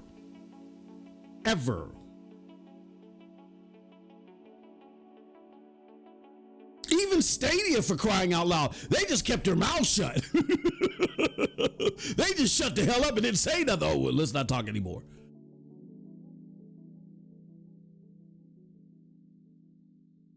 Y'all did this. Why? Because you did not act like gamers. I have no sympathy.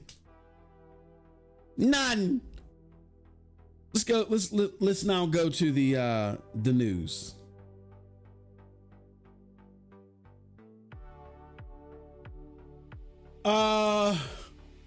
So for those of you that have been living under a rock and you're not aware, there's a big rumor going out. And again, we got to preface it with rumor. Because I don't want to say matter of factly this is happening 100%. We don't know. But as you can see here, even now, Game Pass is trending. So a lot of people are staking their faith around this because of the sources that are saying this. I think people are learning. Last time when Phil said, I'm only guaranteeing 4 games, and the same people that are in this chat that were everywhere else that are making excuses that said, oh no, you're gonna believe a rumor. Oh no, Satya was only talking about ABK. I think they learned their lesson. I think they realized, you know what? At worst, I'll call it out. At best, I'm just gonna shut the fuck up. But you still got these stragglers that can't help themselves. And I think the most vocal of you that are making these defenses, we found out time and time again, y'all ain't gamers. That's why at first I was like, why we got to give that information? That's personal. When King Thrash and Puerto Rico was asking people for their gamer score. But now it makes perfect sense. A lot of y'all just have parasocial habits, like you heard in that bumper of the video when I played that member section for y'all where I was getting into jazz and I cut it off right at the sweet spot. You got to be a member to hear the rest. I think a lot of y'all, I'm not saying Jazz don't play them. Jazz has a totally different agenda. I think a lot of y'all don't play games. You have Game Pass, or you had it, but you don't play games. You just, fiddle with them and roll through them like a Rolodex through Game Pass. You just want to be part of the discussion. I don't know what's going on in your life. I don't know if y'all don't have active sex lives. I don't know. I don't know what's going on. But y'all feel like I gotta belong to something. See, it's different for us. If you're truly a nerd and a geek and you feel like gaming is cool, you can't help but be passionate about this because you're like, damn, this is the thing that I love and I enjoy. So regardless of what's going on out there, I got to be in the thicket of this discussion. That's different. But I'm talking about y'all that don't even know the half and y'all want to be all up in the sauce. Y'all ain't really playing no games. Y'all ain't playing no games. That's why y'all get so offended. Oh, that was my cousin's ID. I can't play my ID because the state of Idaho said that I use too much electricity, so I can only use his avatar. I can only use his trophy list. Y'all come up with the weirdest excuses of why you can't show your gamer score.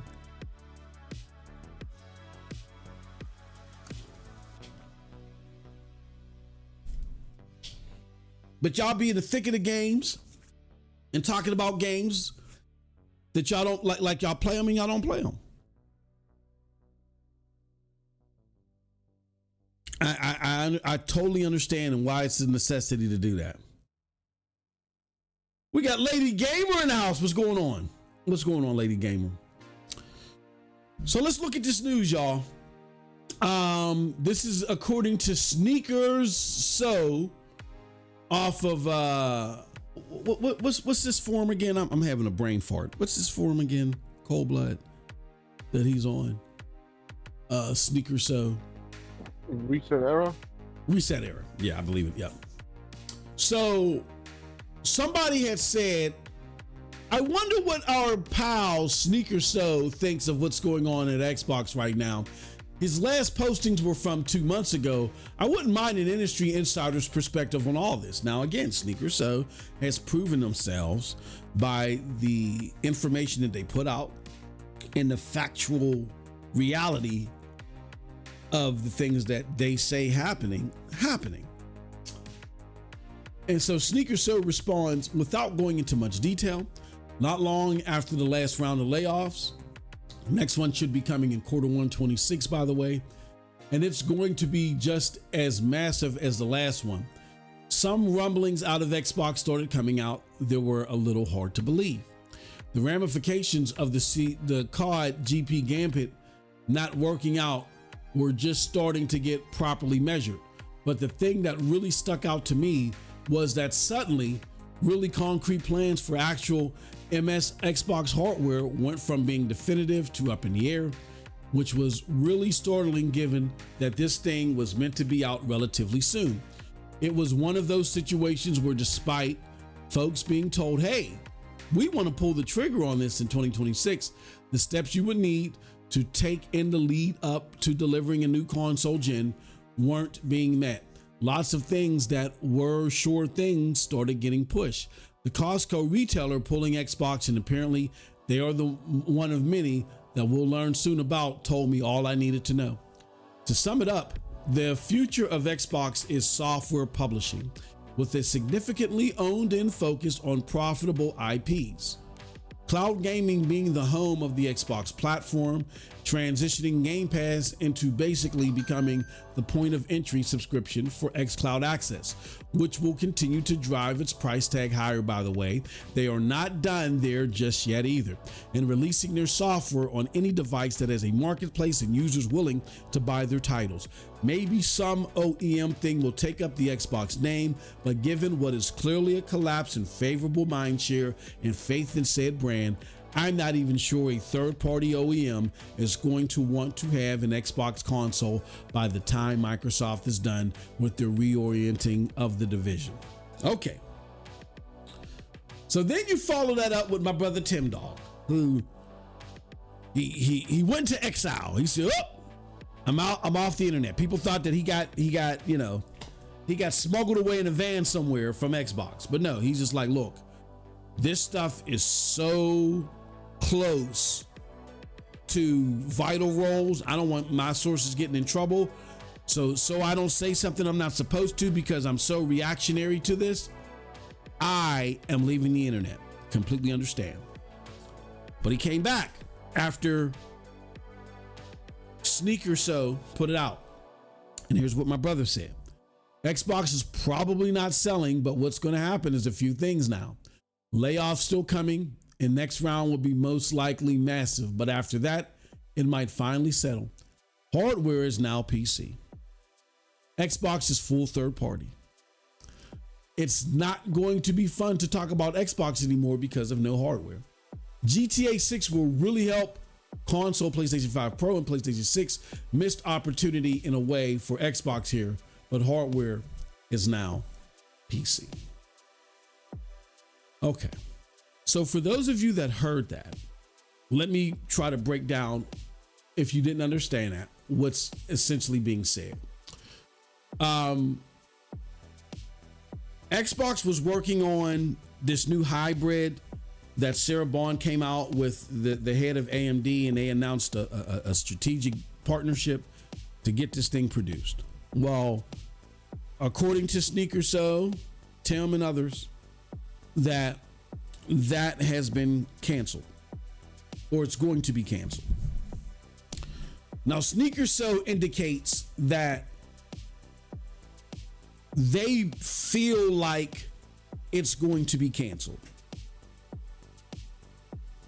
That's the way they word it, but I'm going to jump back to that. Tim Dog just says, look, as far as what I've gotten a whiff of, it's being canceled. And that's because the only thing hardware native base will be, look, if you natively want to try out the Xbox experience, it's going to be like EA Origins. It's going to be like Ubisoft Connect. You got to get you a PC. We'll sell our games on other hardware that's willing to put our shit in the store. But if you want a tailor-made Xbox experience, it's going to be tailor-made for the PC, like Ubisoft Connect is, how EA Origins is. Build you a PC. Or you can do the same thing that EA is still testing out. Ubisoft has rolled out at a beta level, and that's something that we're all in on. Cloud gaming. Wherever you access the cloud, that's going to be our platform experience that's solely catered by us, that's solely sent to you and distributed to you 100% by us. Is cloud gaming. So if you're a cloud gamer, like the cloud gaming community, this is great news for them.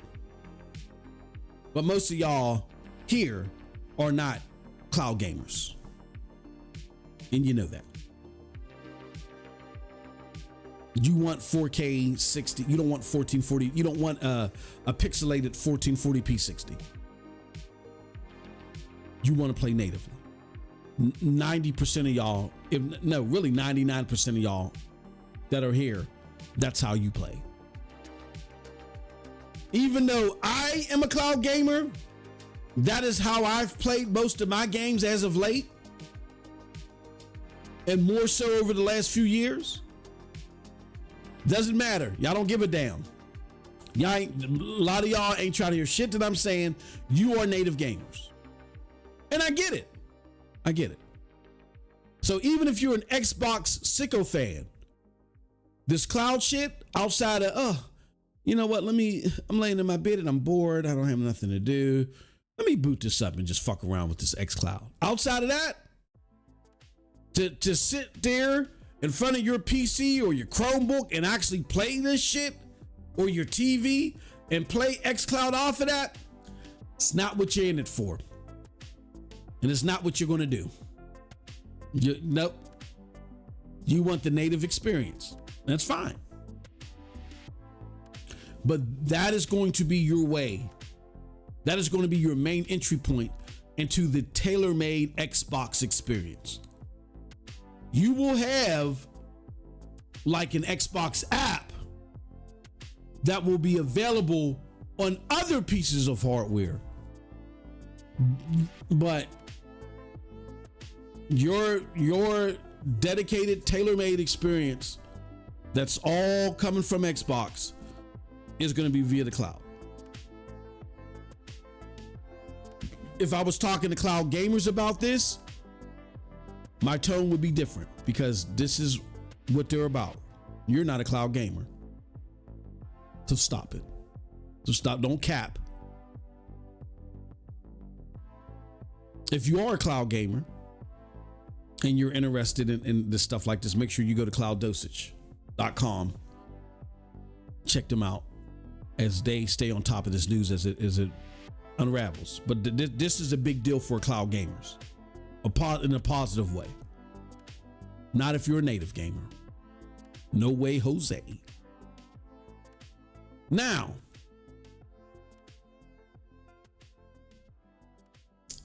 that's what this is saying, right?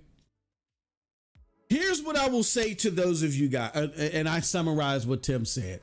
Here's what I will say to you guys that say these are rumors. I'm not paying this any attention. This is not cause for alarm. I'm just going about my business. Here's the problem with that. Xbox is they have a reason to not be transparent with you. They don't want what happened Friday to happen across the board, which is how people were dumping Game Pass to the point to where it was slowing down the site. They don't want you dumping Xbox and then just going to PlayStation. They still make a lot of money off of the transactions that happen in their store. They make a lot of money, and a lot of you are listening to that and you're like, well, why are they doing this? MM2KC, this is why we're saying this doesn't make sense. Well, here's the problem. This is where, again, you guys' sicko fan behavior is hurting you, because y'all don't know which side of the fence y'all want to be on. When we were telling you years ago that this was not sustainable, what did y'all tell us? I don't care what's sustainable. As long as they're doing it, that's all I care about. What Microsoft does or what they can or cannot afford is not my business, right? Remember when you said that? Fast forward to now, to where the unsustainability is coming through. Now your response is, hold on, I don't understand why they're doing this. But I thought several years ago it didn't matter. You were just going to ride it until the wheels fell off. This is why I don't have any sympathy. Your mind has become wired to not listen to anything logical. You are just the tail on the end of Microsoft's animal ass. That's all you are. 1 minute.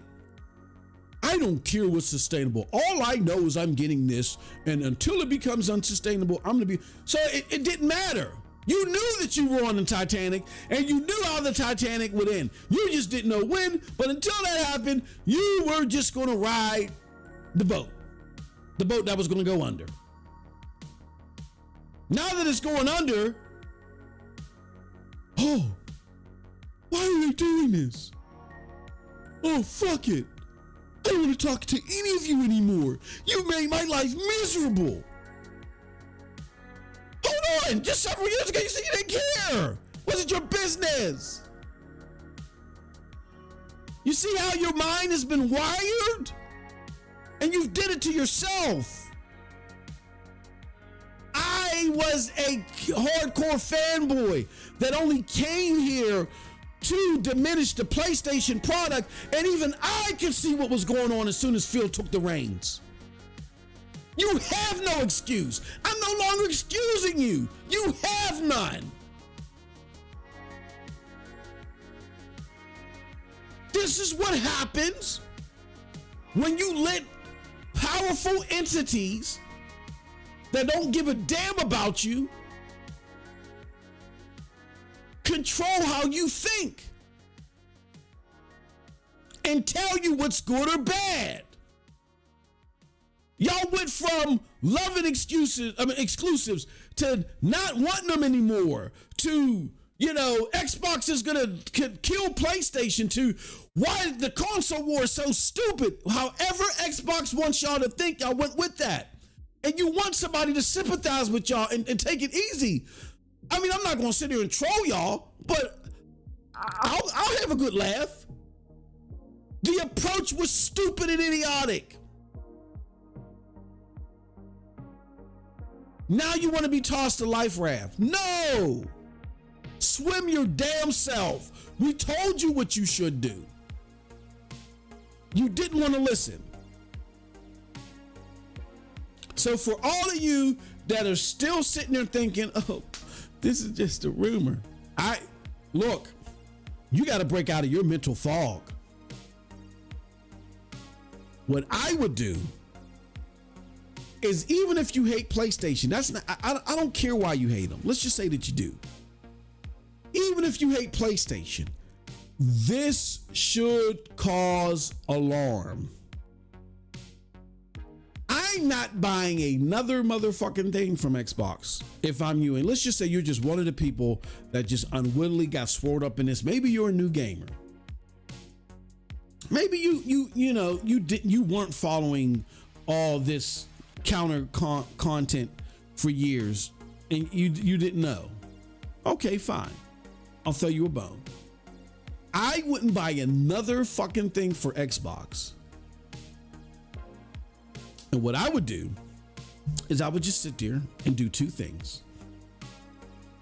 I would look at how much it would cost for me to put together a top of the line PC. Because or a PC that can do at the very least 4K 30, 1440p 60 on current AAA games. Again, we're talking to the AAA crowd. If you're just playing Silksong all day, then that's another discussion that you need to have somewhere. But if you're playing AAA games, you need to see at the very least how much it will cost you to put together a PC that at the very least, with all the settings dialed up, can guarantee you 4K 30 or 1440p 60. That's the thing that's going to emulate your console experience the most. See if that's fathomable. Because going to PC would be your best approach if you can afford it. See how much it costs to put together said rig. Understand that at least every year, maybe even every 6 months, to keep that performance up, because at the rate how game performance balloons, you might have to buy something new. You might have to upgrade something. So to ensure that you're not upgrading every 6 months, my recommendation is just go balls to the wall and buy top of the line everything, whether it's a NVIDIA rig or an AMD rig. Buy top of the line. Don't even fuck around. And after you calculate those expenses, go check out Green Man Gaming. Go to All Key Shop, rather. Go to All Key Shop and look at your favorite games and how much they cost and how much discounts your games normally incur on All Key Shop. Go to allkeyshop.com. What it does is it's a site that extrapolates all the keys and how much they cost for all the sites that sell them, or all the reputable sites that sell them, at least. So you go ahead and do that. After you make that calculation, then if it fits into your pocketbook, then go to PC.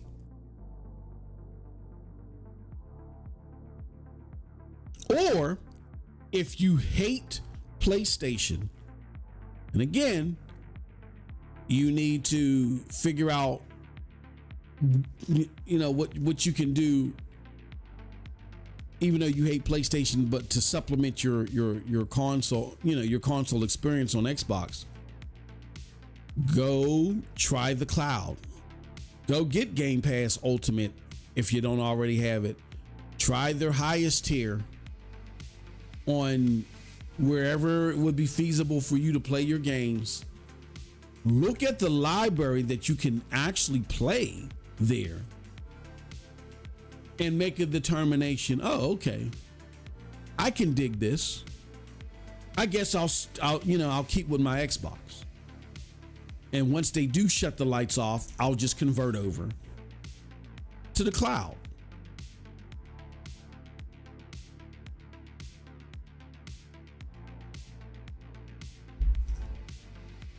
But that's important to do that now, because you're going to want to start investing now.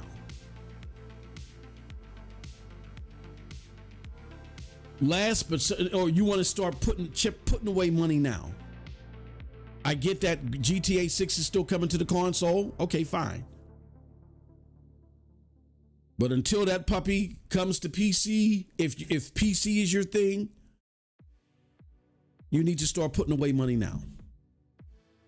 But if you are not a gamer that hates PlayStation, you just were under the tutelage that you feel like Xbox was the better option, I'm telling you right now, you don't have all these other extremities that you got to filter through like the other two scenarios I gave you. You need to sell your Xbox now while there's still a market for it, while the price is still high. Get bottom dollar for that motherfucker, or trade it in towards a PlayStation 5 if you can afford it, a PlayStation 5 Pro.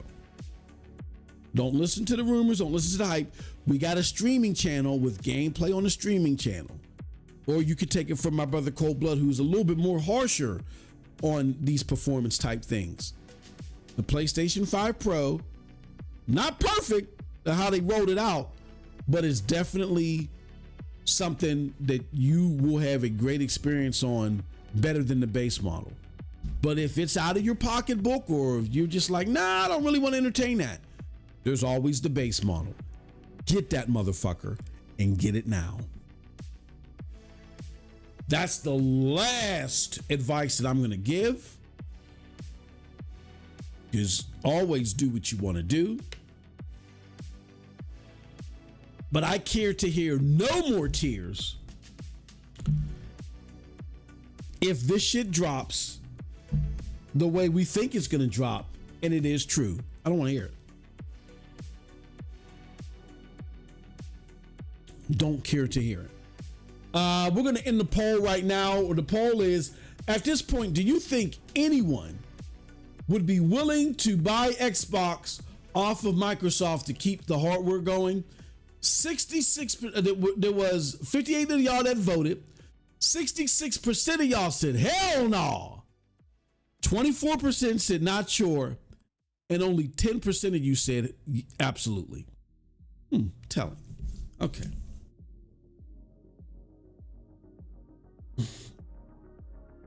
Yeah, and Christopher Hart. This is the irony of this comment. Is illuminating. The only person that really was trying to defend and save Xbox, the Xbox that y'all wanted, more so than even you, was Lina Khan. Lina Khan tried harder to preserve the Xbox that you love more than you ever did. Think about that. The irony is, it just sizzles. I have no sympathy at all. None. Let's talk about Lina Khan.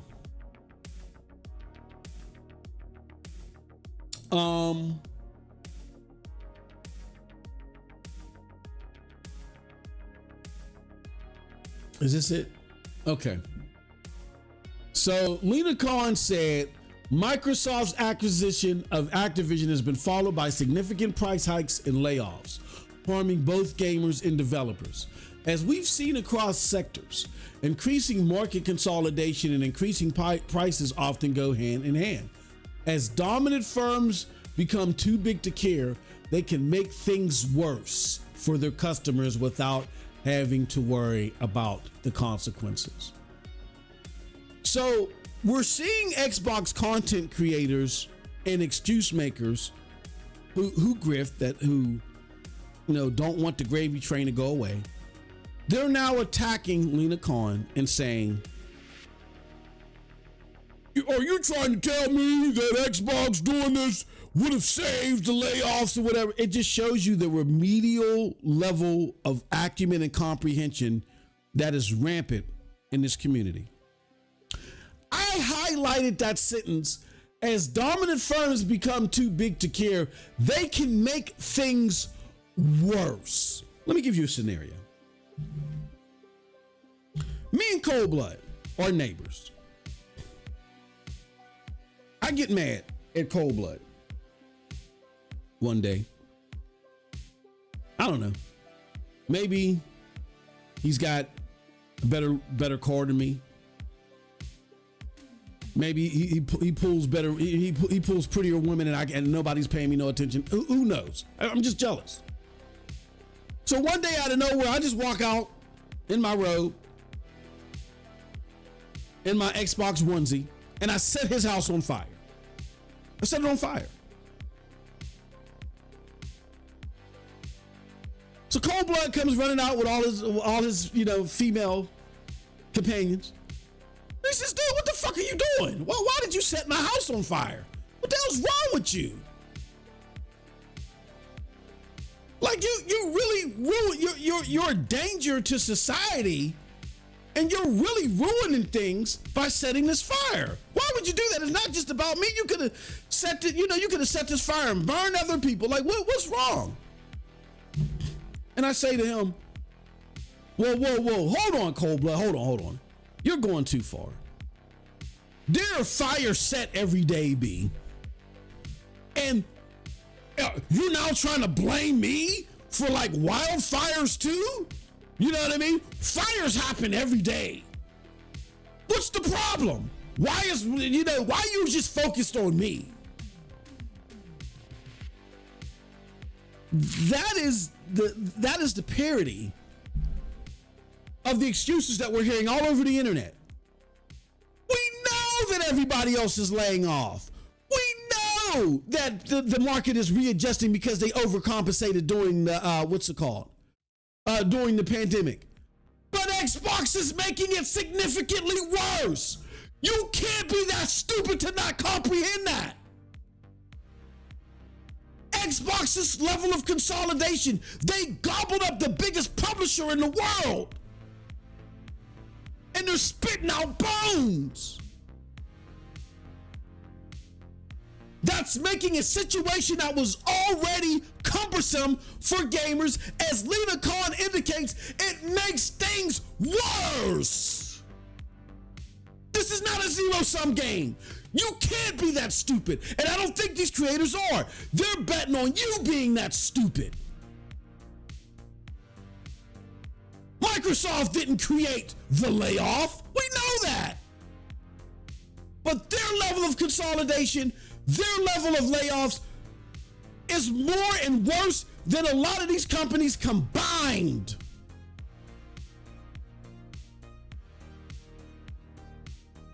They did all this to put these IPs on Game Pass for Game Pass to balloon up to $30 just a year later. How is that helping y'all? For all this talent that we're losing. Even Call of Duty, who saved acquiring Call of Duty is the saving grace for Microsoft. How is acquiring Call of Duty? You let them go? You let a lot of people from their efforts go? Activision Blizzard, was it Activision Blizzard? Yeah, they had an MMO that was being looked at and was being praised internally.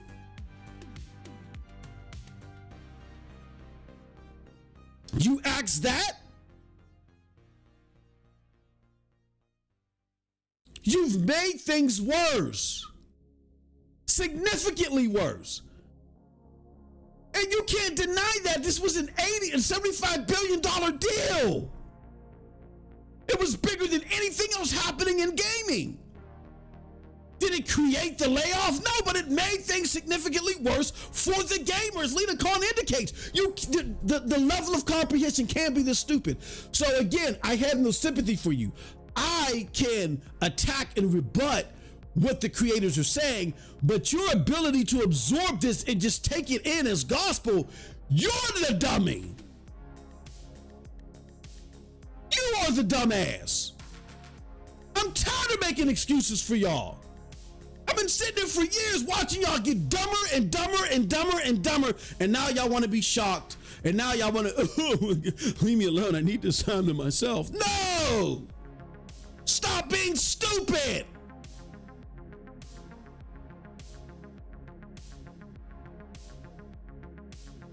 Nowhere did she say that Microsoft was the cause of everything happening in the sector.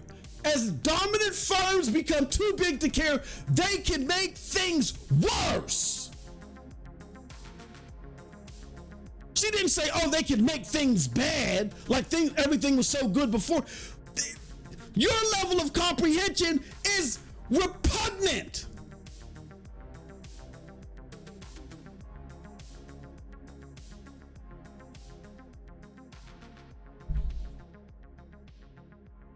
Unbelievable. I can't even get mad at the creators anymore. You're too stupid to save your own hide. You're the dummy. I'm not giving you a damn second to catch your breath. You're dumb. You should be put on display. A CAT scan needs to be performed. Do not, a warning sign stamped on your chest. Do not get this dumb. It definitely made things significantly worse.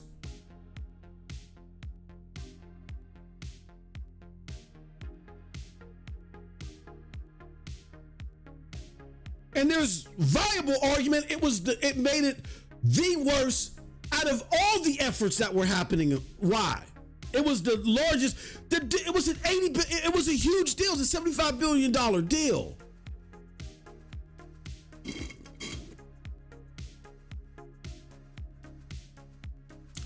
There is talent because of the redundancies. People, there's lives behind this. There are people that went to school for this shit that have been dissolved because of this deal, and they're not going to find a job. They have loans to pay. They have families to take care of. They got to start over from scratch. While they have a 100, 2, 3, whatever it is, loan that they got to pay off. And you're just gobbling this shit up from these crusty couched low lives that are just pilfering you for super chat and ad revenue.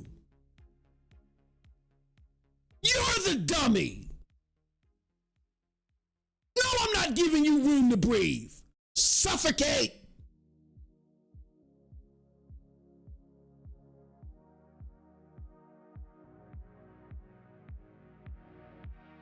Oh my God, I need time to think this through. Oh, wow.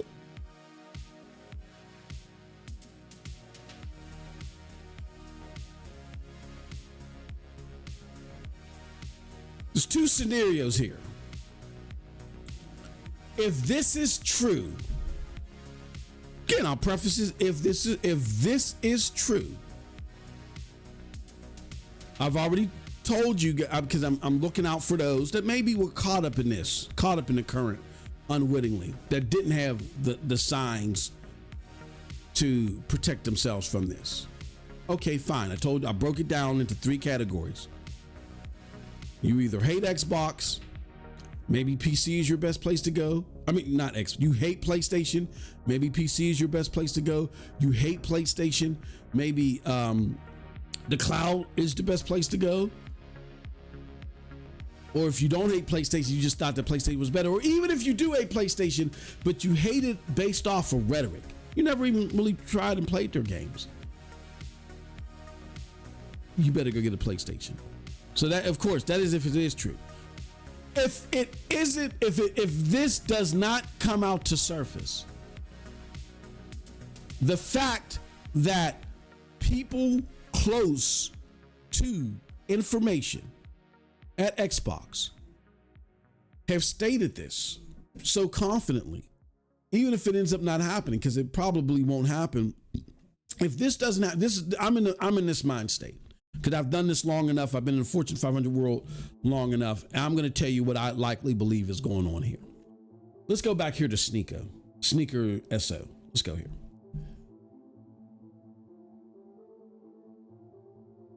This guy, this guy or girl, I don't know who it is. This person, rather, either themselves is a decision maker, or is very close to a decision maker at Xbox. I think what they've done, which is very sly, to try to segment themselves away from being as close as they are, is that they put things like the Costco retailer pulling Xbox, and apparently they are one of many that we'll learn about soon, told me all I need to know. I think that was thrown up there as a misnomer to make it seem like, hey, I'm an outside person, maybe just a journalist or something like that just happens to have a connection. Let me tell you something. To have this level of information,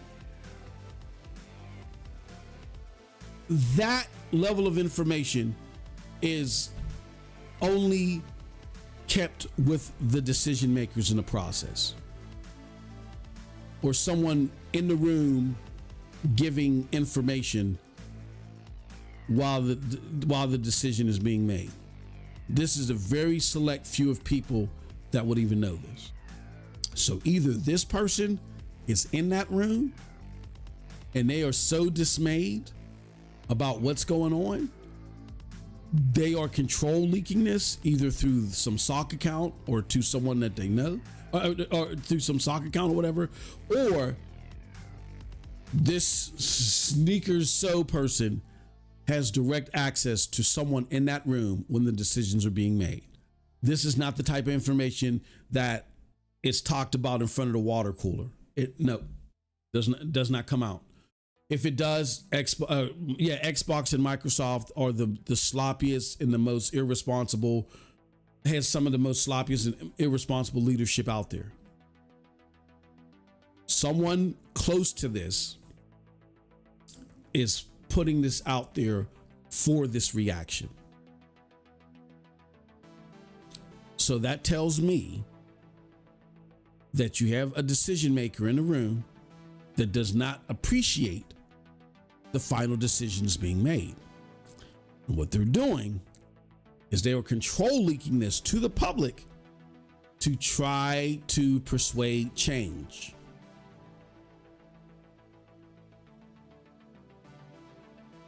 Happens all the time.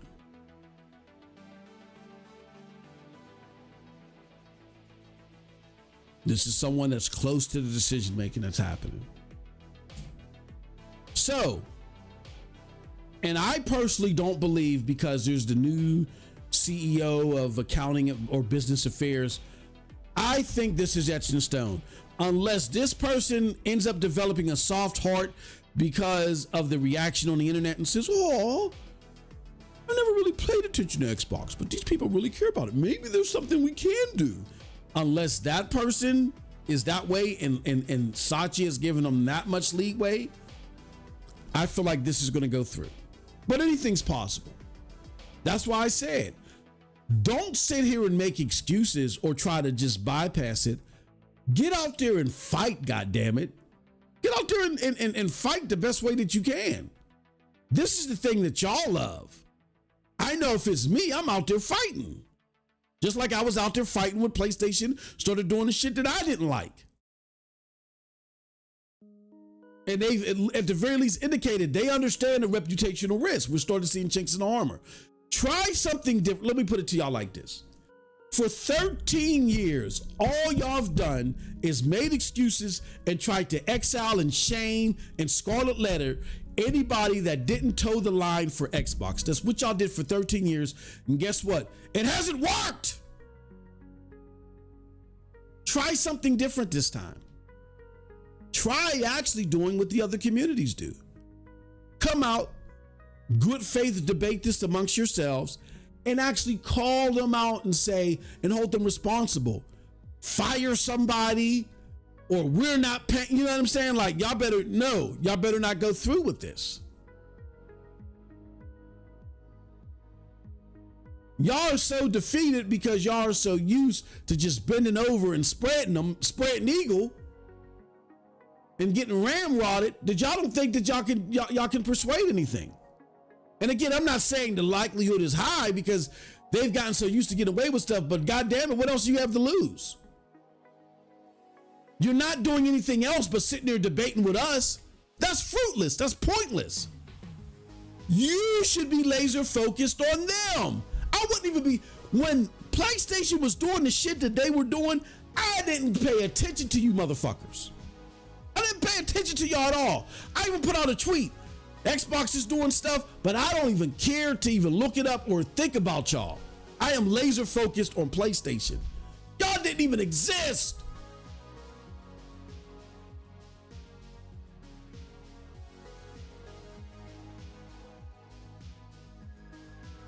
Again, not saying that it will lead to what you want, but at least you can try. And the final thing that I got to say about Lina Khan, before I finally shut the fuck up and let my brother chime in on this, is I would do what Tim Dog said. See, let me tell y'all about Tim Dog real quick. Let me read what Tim Dog said.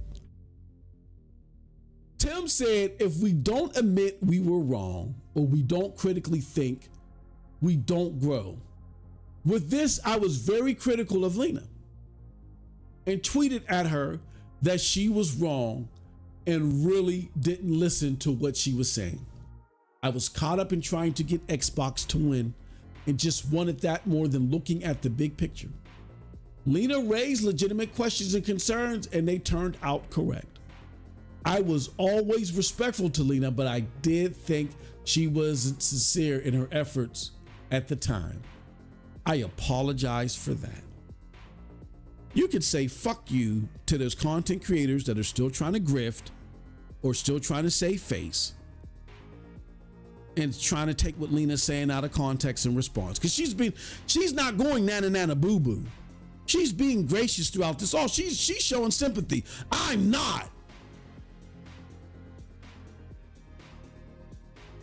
But to break yourself out of this fog, I would follow what Tim Dog is saying. And let me say something about my brother Tim Dog. And I don't want anybody else that I may have worked with before to be upset with this. Because this is not intended to be facetious towards other people that I've worked with in the past.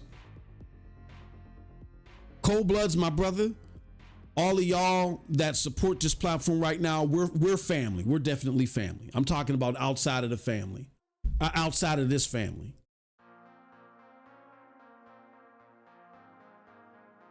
Tim Dog has always been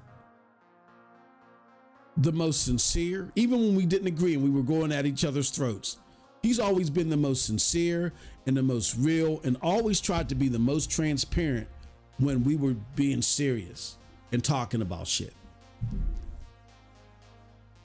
I've worked with people, and it's all water under the bridge now. I've worked with people where they've lied on me, made up shit, talked to other people about me, and tried to create confusion and shit on stuff that I was doing or whatever. That I just had to realize it was just the crabs in the barrel mentality of doing this shit. As much as I was on the side of Stadia and then ended up being on the side of PlayStation, and Tim was on the side of Xbox all that entire time. Tim has always been straightforward with me. He has never tried to put me in a bad situation or negative situation as far as my intentions or whatever. Even when we went at each other's throat and called each other names and shit, just and in the spirit of the competitiveness and us being fans of our platform or whatever. He's always been straightforward, kind when we were serious and just trying to share information. And there's never been the backbiting or any of that shit. There's never been selfishness, or he's the least selfless person out there.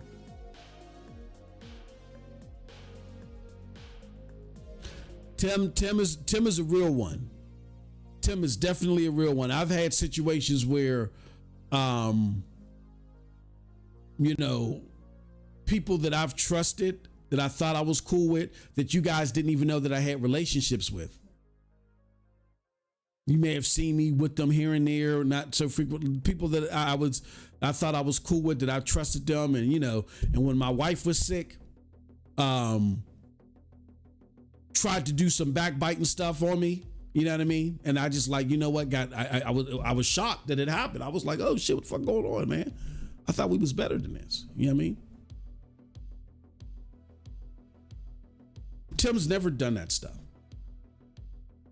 And his boy, Phil Spencer, it was his every waking moment to make sure Google and Amazon were crushed to dust.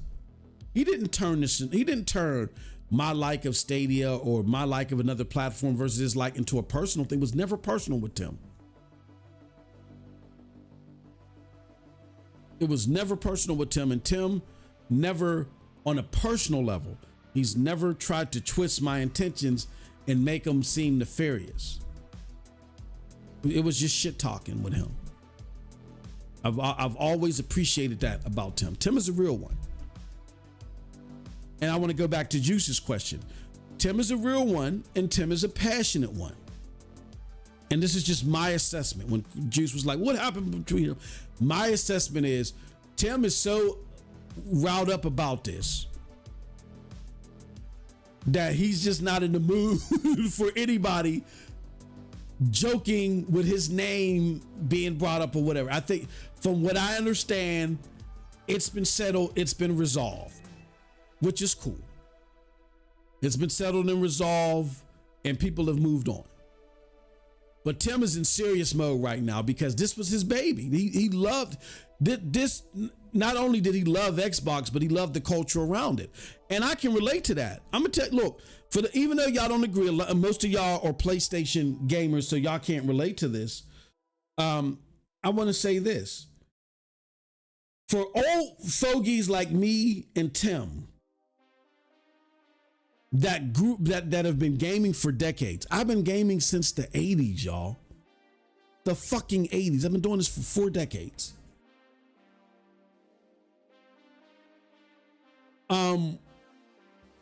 Those first 20 years of gaming, or 20 plus years of gaming, you couldn't be open about it at all. If I told people that I gamed at work or whatever, like outside, oh yeah, did you play that Madden or whatever? Outside of that, it was weird. I was made to look like some weirdo, like I had a tie-dye van trying to kidnap people if I talked about gaming. Even when you were a young kid, you talked about games, or if you had a Mario shirt on or whatever, no, you were gonna get clowned. They didn't care. Gaming was an albatross amongst society altogether. Oh, you're a weird gamer. Ask anybody of my age who would have been gaming. Gaming was an albatross.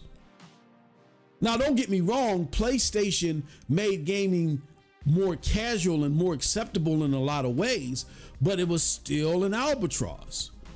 When Xbox came abroad, they added a flair and a level of coolness to gaming to where it was like, oh, this is the shit now. You know what I'm saying? Like, being a gamer, you in the in crowd now. I remember I had soccer moms that worked for me back 20 years ago. that worked in areas with me. Soccer moms that, I'll call her Lindsay. Lindsay, what are you doing late? Oh, I was up with my son playing that Halo all night. Oh, man.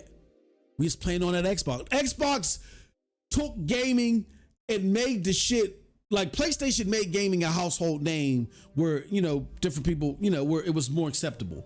But Xbox made gaming cool. Now people wanted to be a gamer. It wasn't like that back in the day. So, and then people like Tim Dog and myself, we grew up in the G4 era. Now I know a lot of you PlayStation gamers, y'all ain't digging the G4 era because they weren't always as kind to PlayStation. But that was because the Western developed era was just a shiznick. Then it just took over everything. It was a movement. And to finally see gaming put in not only in a positive light, but put in a light to where now this is the fucking thing to do is be a gamer. This is the shit now.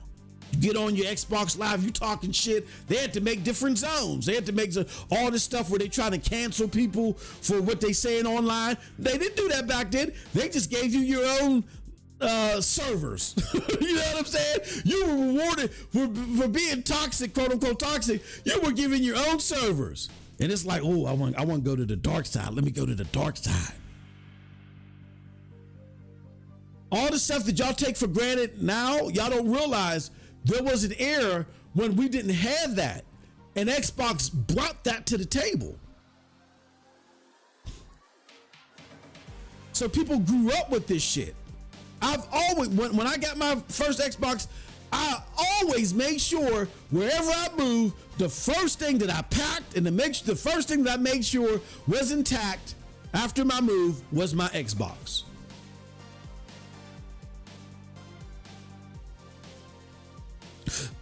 So you're Tim. This guy, Phil Spencer, comes on the scene.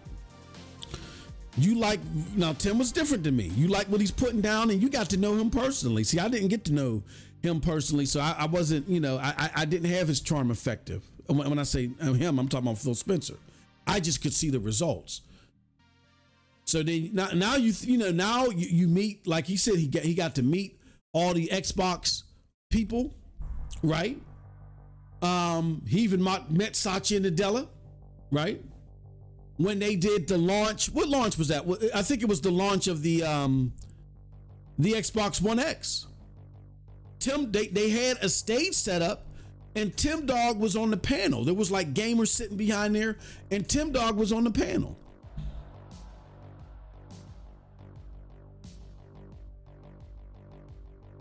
This was a cultural upbringing for a lot of us, including Tim, Xbox. It was that's why a lot of us, you'll see us gray, old, big, fat, look like that.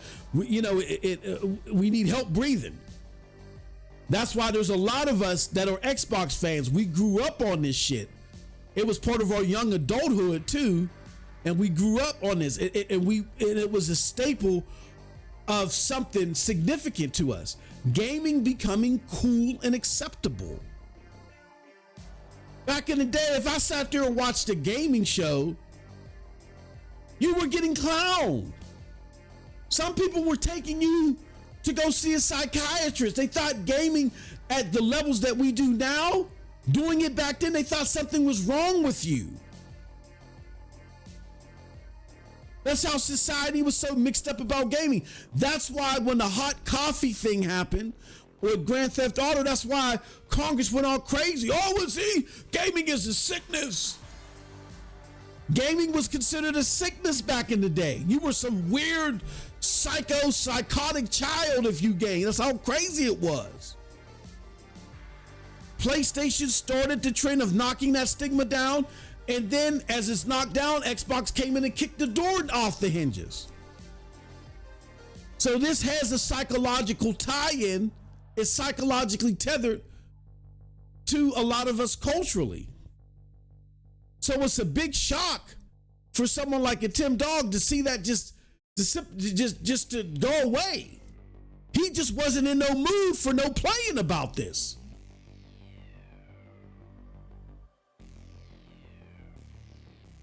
And I totally understand where he was coming from. Because he's like, I've been here from the beginning with Xbox. I'm not playing with nobody about this shit. I can't believe this. And I understand where he's coming from. When I traded in my Xbox One X to get my PlayStation 5, yes, I felt like it was something that I had to do because I'm not tethering myself to an experience I don't like just because. I'm all about great gaming. PlayStation is giving it to me now. And I see at the time, they were all about it. Or the leadership was all about it. That's why I got to go. I got to trade this thing in. But I'm going to be honest with you. Y'all might laugh and think this is sappy. It was kind of hard for me to do it at first. It was hard because I had an Xbox was in my house every single fucking day. From the moment I picked one up to 15, 20, almost 20 years later when I finally traded my Xbox One X in. And it had a cultural significance to me, a huge one. It was the reason why I got into talking about gaming and exploring gaming the way that I did. Before I just play games and, talked amongst my friends. Look, trade me for this trade. But what made me want to get into gaming at this level was Xbox. And a lot of you that are listening to this, that was the way that you felt about PlayStation. If PlayStation were to go the way of the dodo bird, PlayStation has that cultural significance to you. So I get it.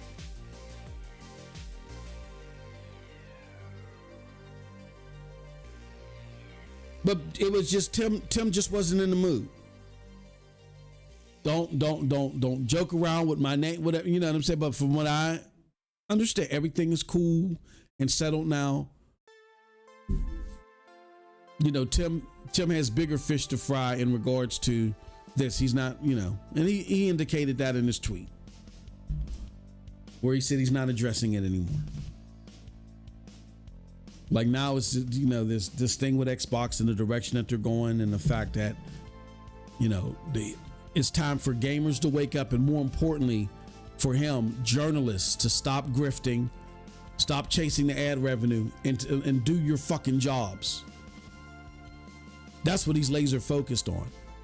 Do your fucking jobs, journalists. And I completely concur. Gaming journalism is the worst now. It's horrible. I don't care if you're like, oh, no, Moss. I don't give a fuck what you got to say. Gaming journalism is the worst. It's horrible. It's awful.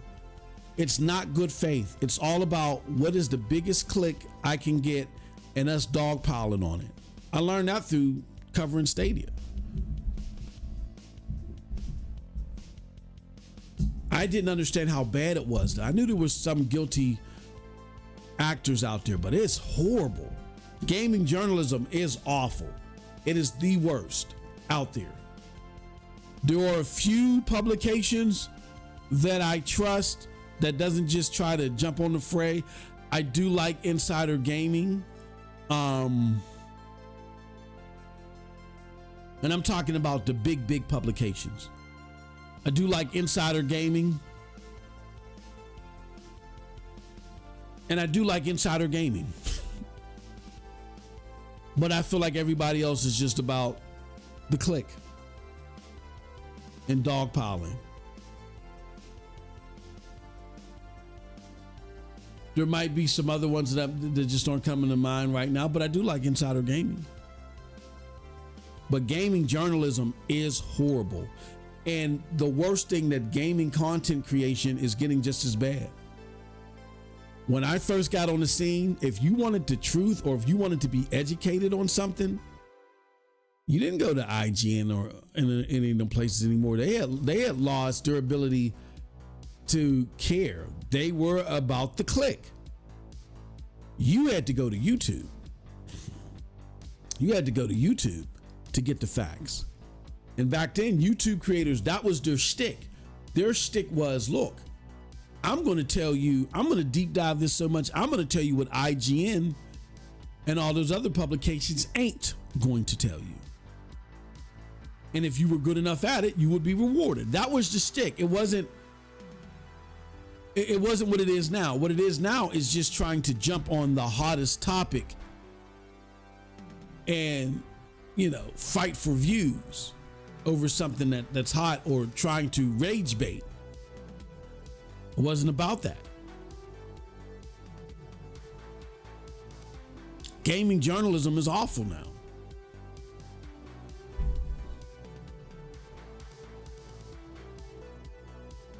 You know what I mean? So, I don't know. But, yeah, that's my message. Number one, about this whole Xbox thing. And now I'm going to shut up and turn it over to my brother, who's probably 90% of through Ghost of Yotei right now after all that long-ass diatribe. 2.5 hours, by the way. I'm going to get my brother's opinion on this hardware thing. Xbox going away of the dodo bird, the Game Pass thing. Xbox dog shit. There you have my opinion. He said there's nothing else to be said. But what do you think about all this, Cold Blood? I'm sorry. I just had to get that off my chest, because I had a plan on how I wanted to approach this information. But when I started seeing Xbox gamers crying, give us a minute, I said, you how dare y'all? How dare you? But I'll turn it over to you, Cold Blood. What are your thoughts on all this shit, Xbox? I mean, when did we start this podcast? Ooh. We started it. What was it? 2023, 2022? No. We started like 2023 at the end, probably. Okay. That was almost when the ABK deal was done, right? Okay. Yep. Yeah. And since then, we've been saying exactly what the fuck is happening today. Mm-hmm. And remember how many of these bots tried to tell us, no, you're just fanboys, you have no idea what you're talking about. Xbox is doing great. Are they?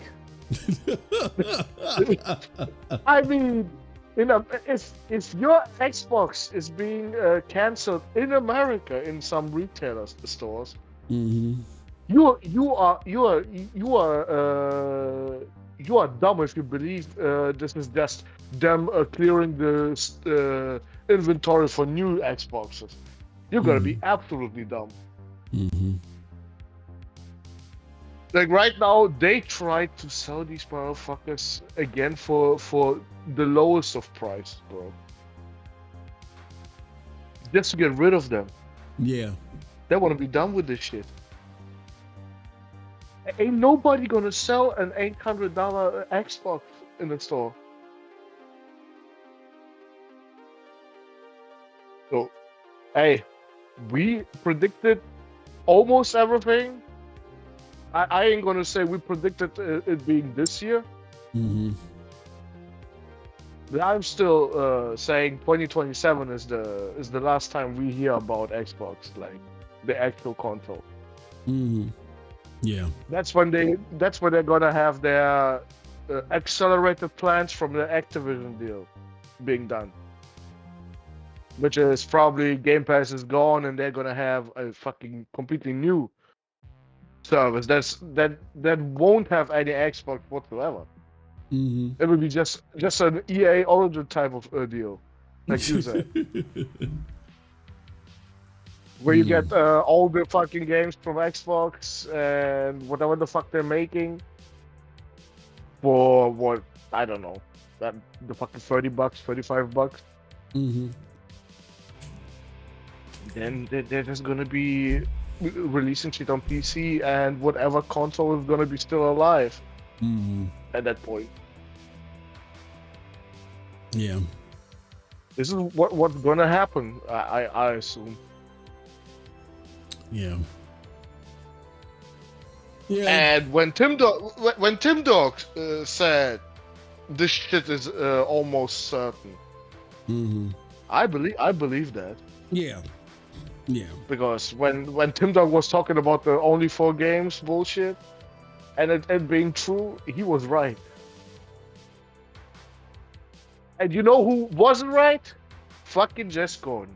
That motherfucker again doubles down on the console still being alive.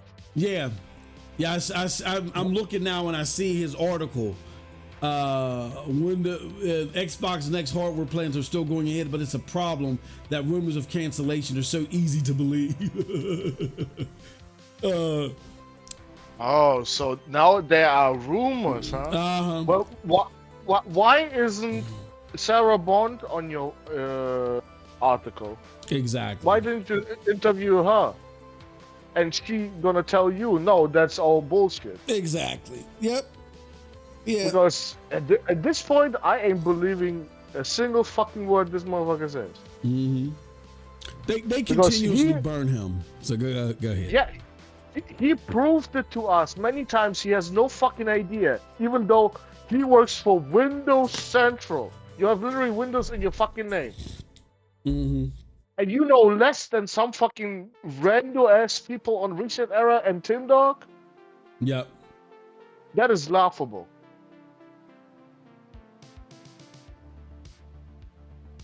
Yeah. I remember it was all copium just a year ago. Well, now it's not. Now it's the reality. So let me put this up here. I didn't want to do this, but I find it interesting because I remember, what was it? Him and D-Batch were going back and forth about something.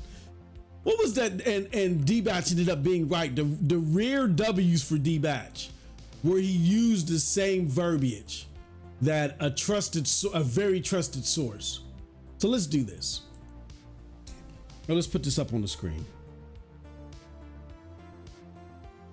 All right. So it says, no, Xbox's next gen console hardware plans aren't canceled for now. Update, Microsoft responds, right? So let's read this. Rumors are swirling that Xbox is going to kill its hardware ecosystem. It's not true for now, but it easily could have been true given how nonsensically Xbox acts, right? So here's the statement from Microsoft. It says Microsoft has provided the following statement echoing our previous report.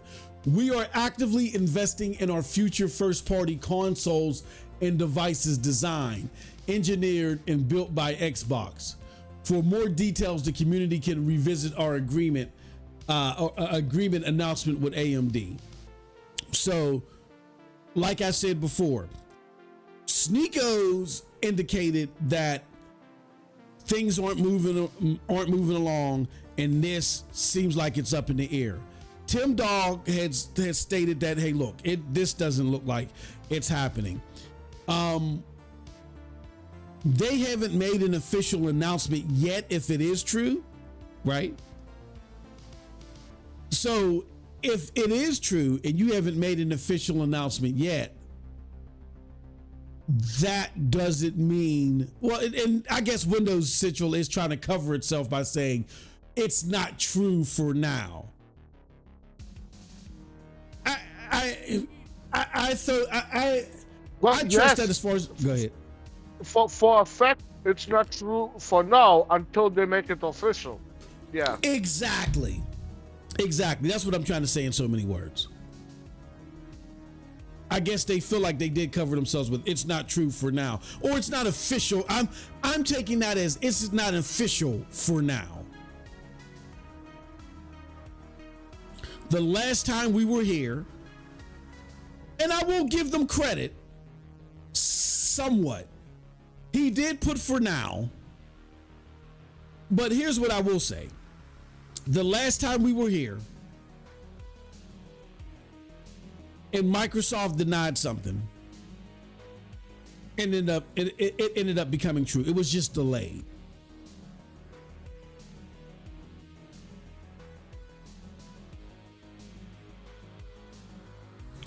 And even though he tiptoed around it, I will say at least this time around, Jazz Gordon said, even though he did say it's a very trusted source, he is sticking to the verbiage for now. So, again, you should not stick to anything, bro. You are Windows Central. God Yeah. damn it. yeah. Well, I'm saying that while I'm eating. God damn it. Bro, I'm so fucking pissed at him because he is one of the worst in this Yeah. community when Yeah. it comes to getting shit wrong. And he continues to be used. Like, I wouldn't even head the I would just sit there and say Microsoft assumingly denies the recent rumors. However, regardless if true or not, we can understand why people believe that they're true.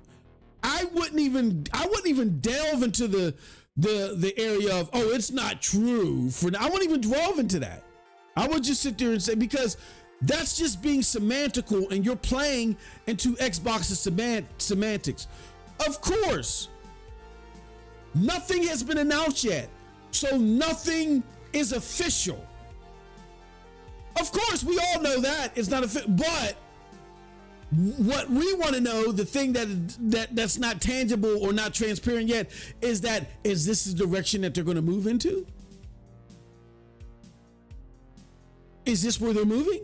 That's what the discussion is. Nobody trusts what Microsoft says is official or isn't official by any stretch of the imagination. No one does that. We want to know, is this the direction that they're moving into?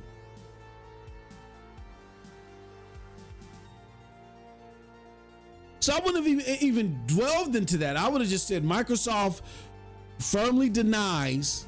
Don't again, you've been used time and time again by said sources to indicate something is or is not true when it was true. I would just reconfirm. If anything, I would have said the console hardware plan cancellations are not official for now. Microsoft responds and denies claims. I would be as biased as possible. I would not have any verbiage confirming or reaffirming anything right now. But hey, consider the source. I would be tired of being their punching bag and their walking mat. Like, after this, I don't even, if this thing does come to fruition, and if it is true, and they do make the announcement, what do you do? What do you say? It attacks your credibility. Be as impartial as possible. Microsoft denies claims. There is no, as far as we can confirm, there has been no official statement made regards to this for now. And just leave it. That's all factual.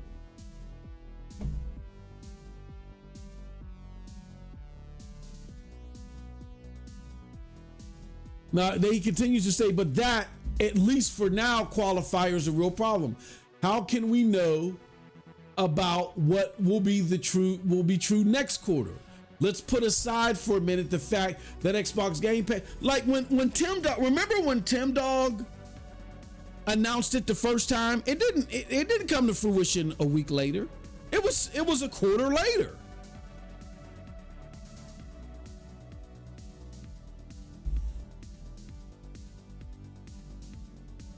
You know what happened when Tim Dog did this? What's that? They had a fucking emergency. Oh yeah, podcast. Oh yeah. Remember that?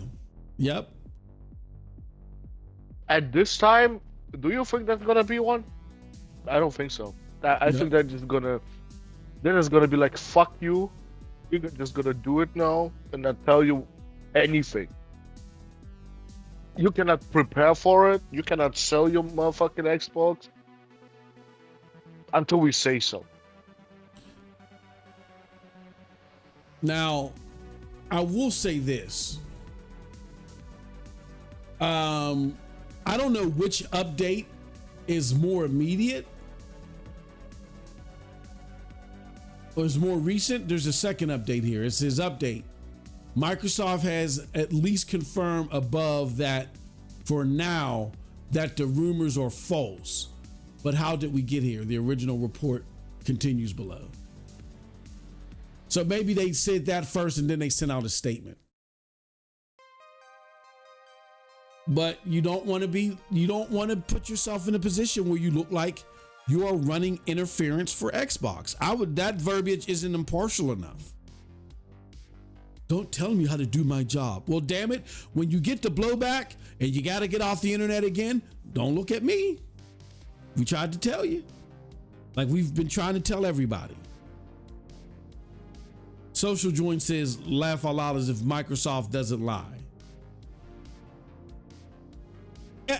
I won't say it's lying. We got to be definitive here. It's not lying. It's deception. It's deceptive.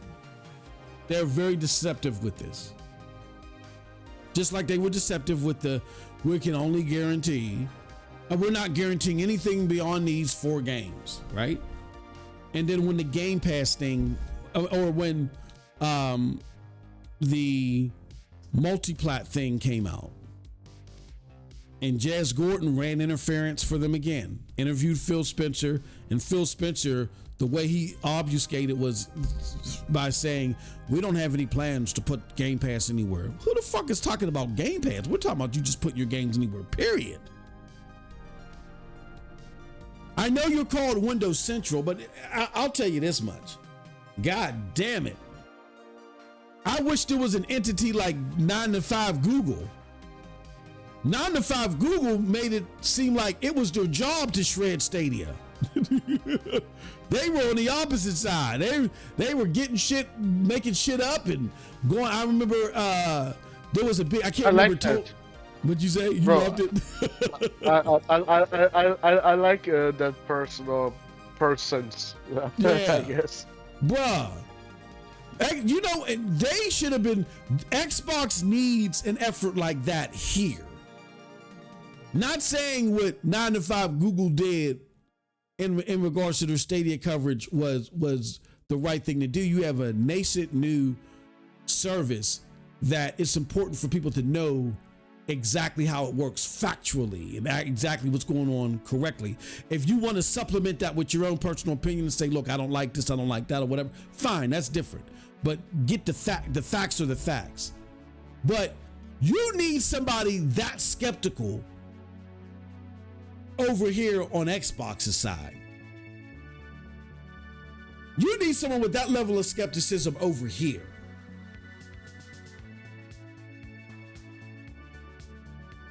This isn't impartial enough. And you're the journalist. Xbox denies the claims.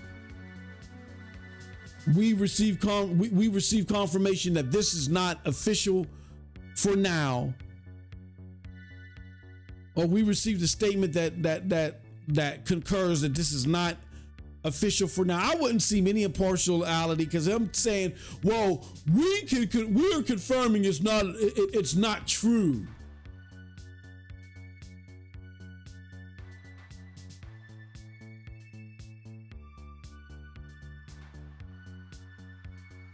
I would step back as far as confirming or denying anything at all. Because we know how Microsoft operates. Boss, what did Xbox Era actually say? Let's see. Did they block us? Or did they block me? Xbox Era. Well, Xbox Era, remember they were the ones that were laughing.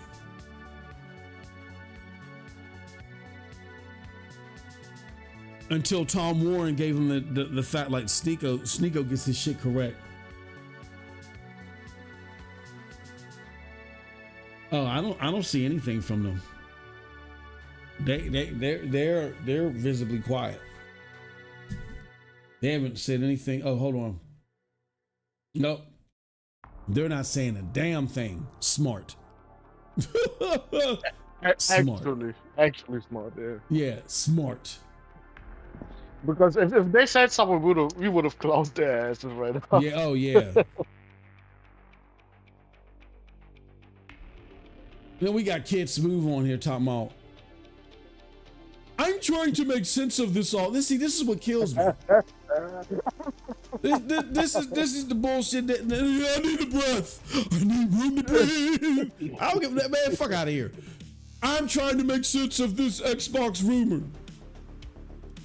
If Xbox abandons hardware, then they don't need all them studios, which means massive studio sell-off or closures, and they expect to get their gaming revenue exclusively from PlayStation. This exit plan is dog shit. It's fucking a lot of customers over. Does GTA even launch or look?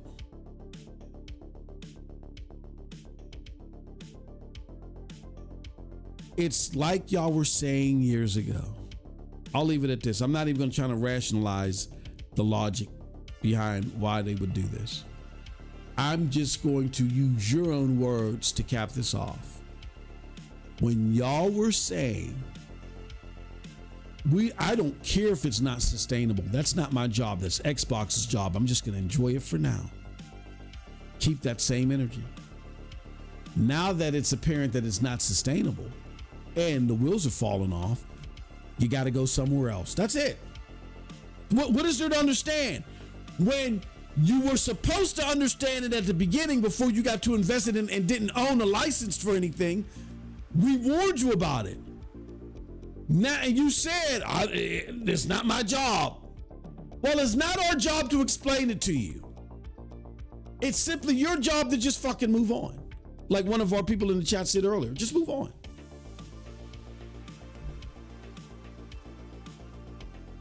Just move on. Tim Dog says, quick message about Xbox, and he didn't say nothing else.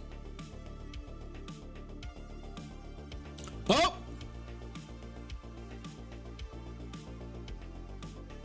Oh, Tim Dog actually did Tim Dog actually did a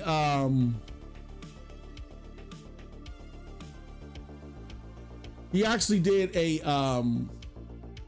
what do you call that shit? A Spaces. So we'll go off the air shortly because I want to hear the space. But I will say this.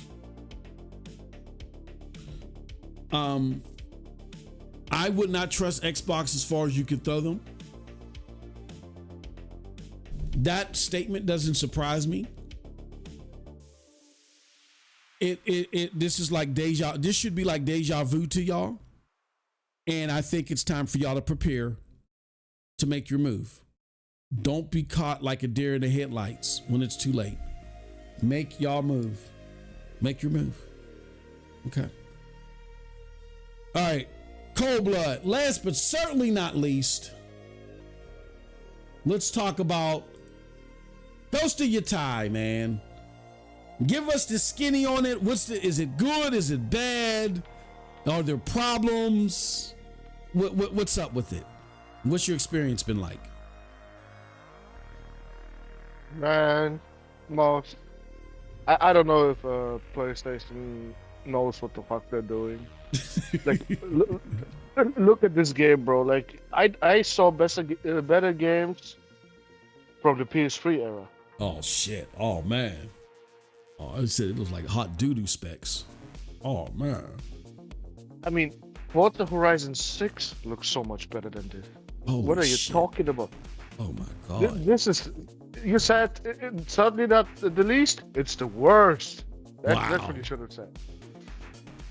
Wow. I hope that none of them really took it for real. I was about to say, yeah, you better look over your back. You better make sure nobody's jumping through your window. I was trying to be a salty bot for a second there. No, like, I love it. There's a few things I encountered in the game that have destroyed my immersion a little bit, like glitches and shit, and a few visual bugs. But overall, bro, this shit is a buy. Yeah. Get that game right now. What are y'all doing? Yeah. Cold blood. They are. Hey, now they acting like the bots. Paul Game says cold blood bot. Oh God. What do you think so far? Now I didn't get too far in Ghost of Tsushima, and I'm gonna go back and finish that. But what do you think so far? I've heard some people say that they think that the story is better than Tsushima, or the storytelling rather is better, and B, they said the gameplay is better. Do you agree with any of that? Well, I would say the side stories are definitely better than the first one. I'm hearing that a lot. Yeah. The main story, not so much. Okay. To be honest with you, having 6 dudes that are just cruel motherfuckers that killed your family ain't the same as the fucking Mongols are invading our shit, bro. Oh, hold on, this Juice. It's all or Juice. nothing. Juice, you want to be dragged down? Oh, I think Juice came in there. He's ready to fuck you up. Hey, Juice. I hope he's hot. I hope he's hot. Hey, Juice, let us know in the chat. I'm dragging him down. I'm dragging Juice down. Yeah, he's been in here for a minute. He said, "Yes, he's coming for you, brother." You told me this game is dog shit. When you talking is good now. Let me bring Juice in. Bro, I was gaslighting his ass the whole time. No. See, he only played 11 hours in the story, so he don't know the story. 40 hours in, okay? Okay. I got 40 hours in MMGK. Okay. It's not that simple as just 6 people killing her family. I can't tell you no more than that if you want to buy it.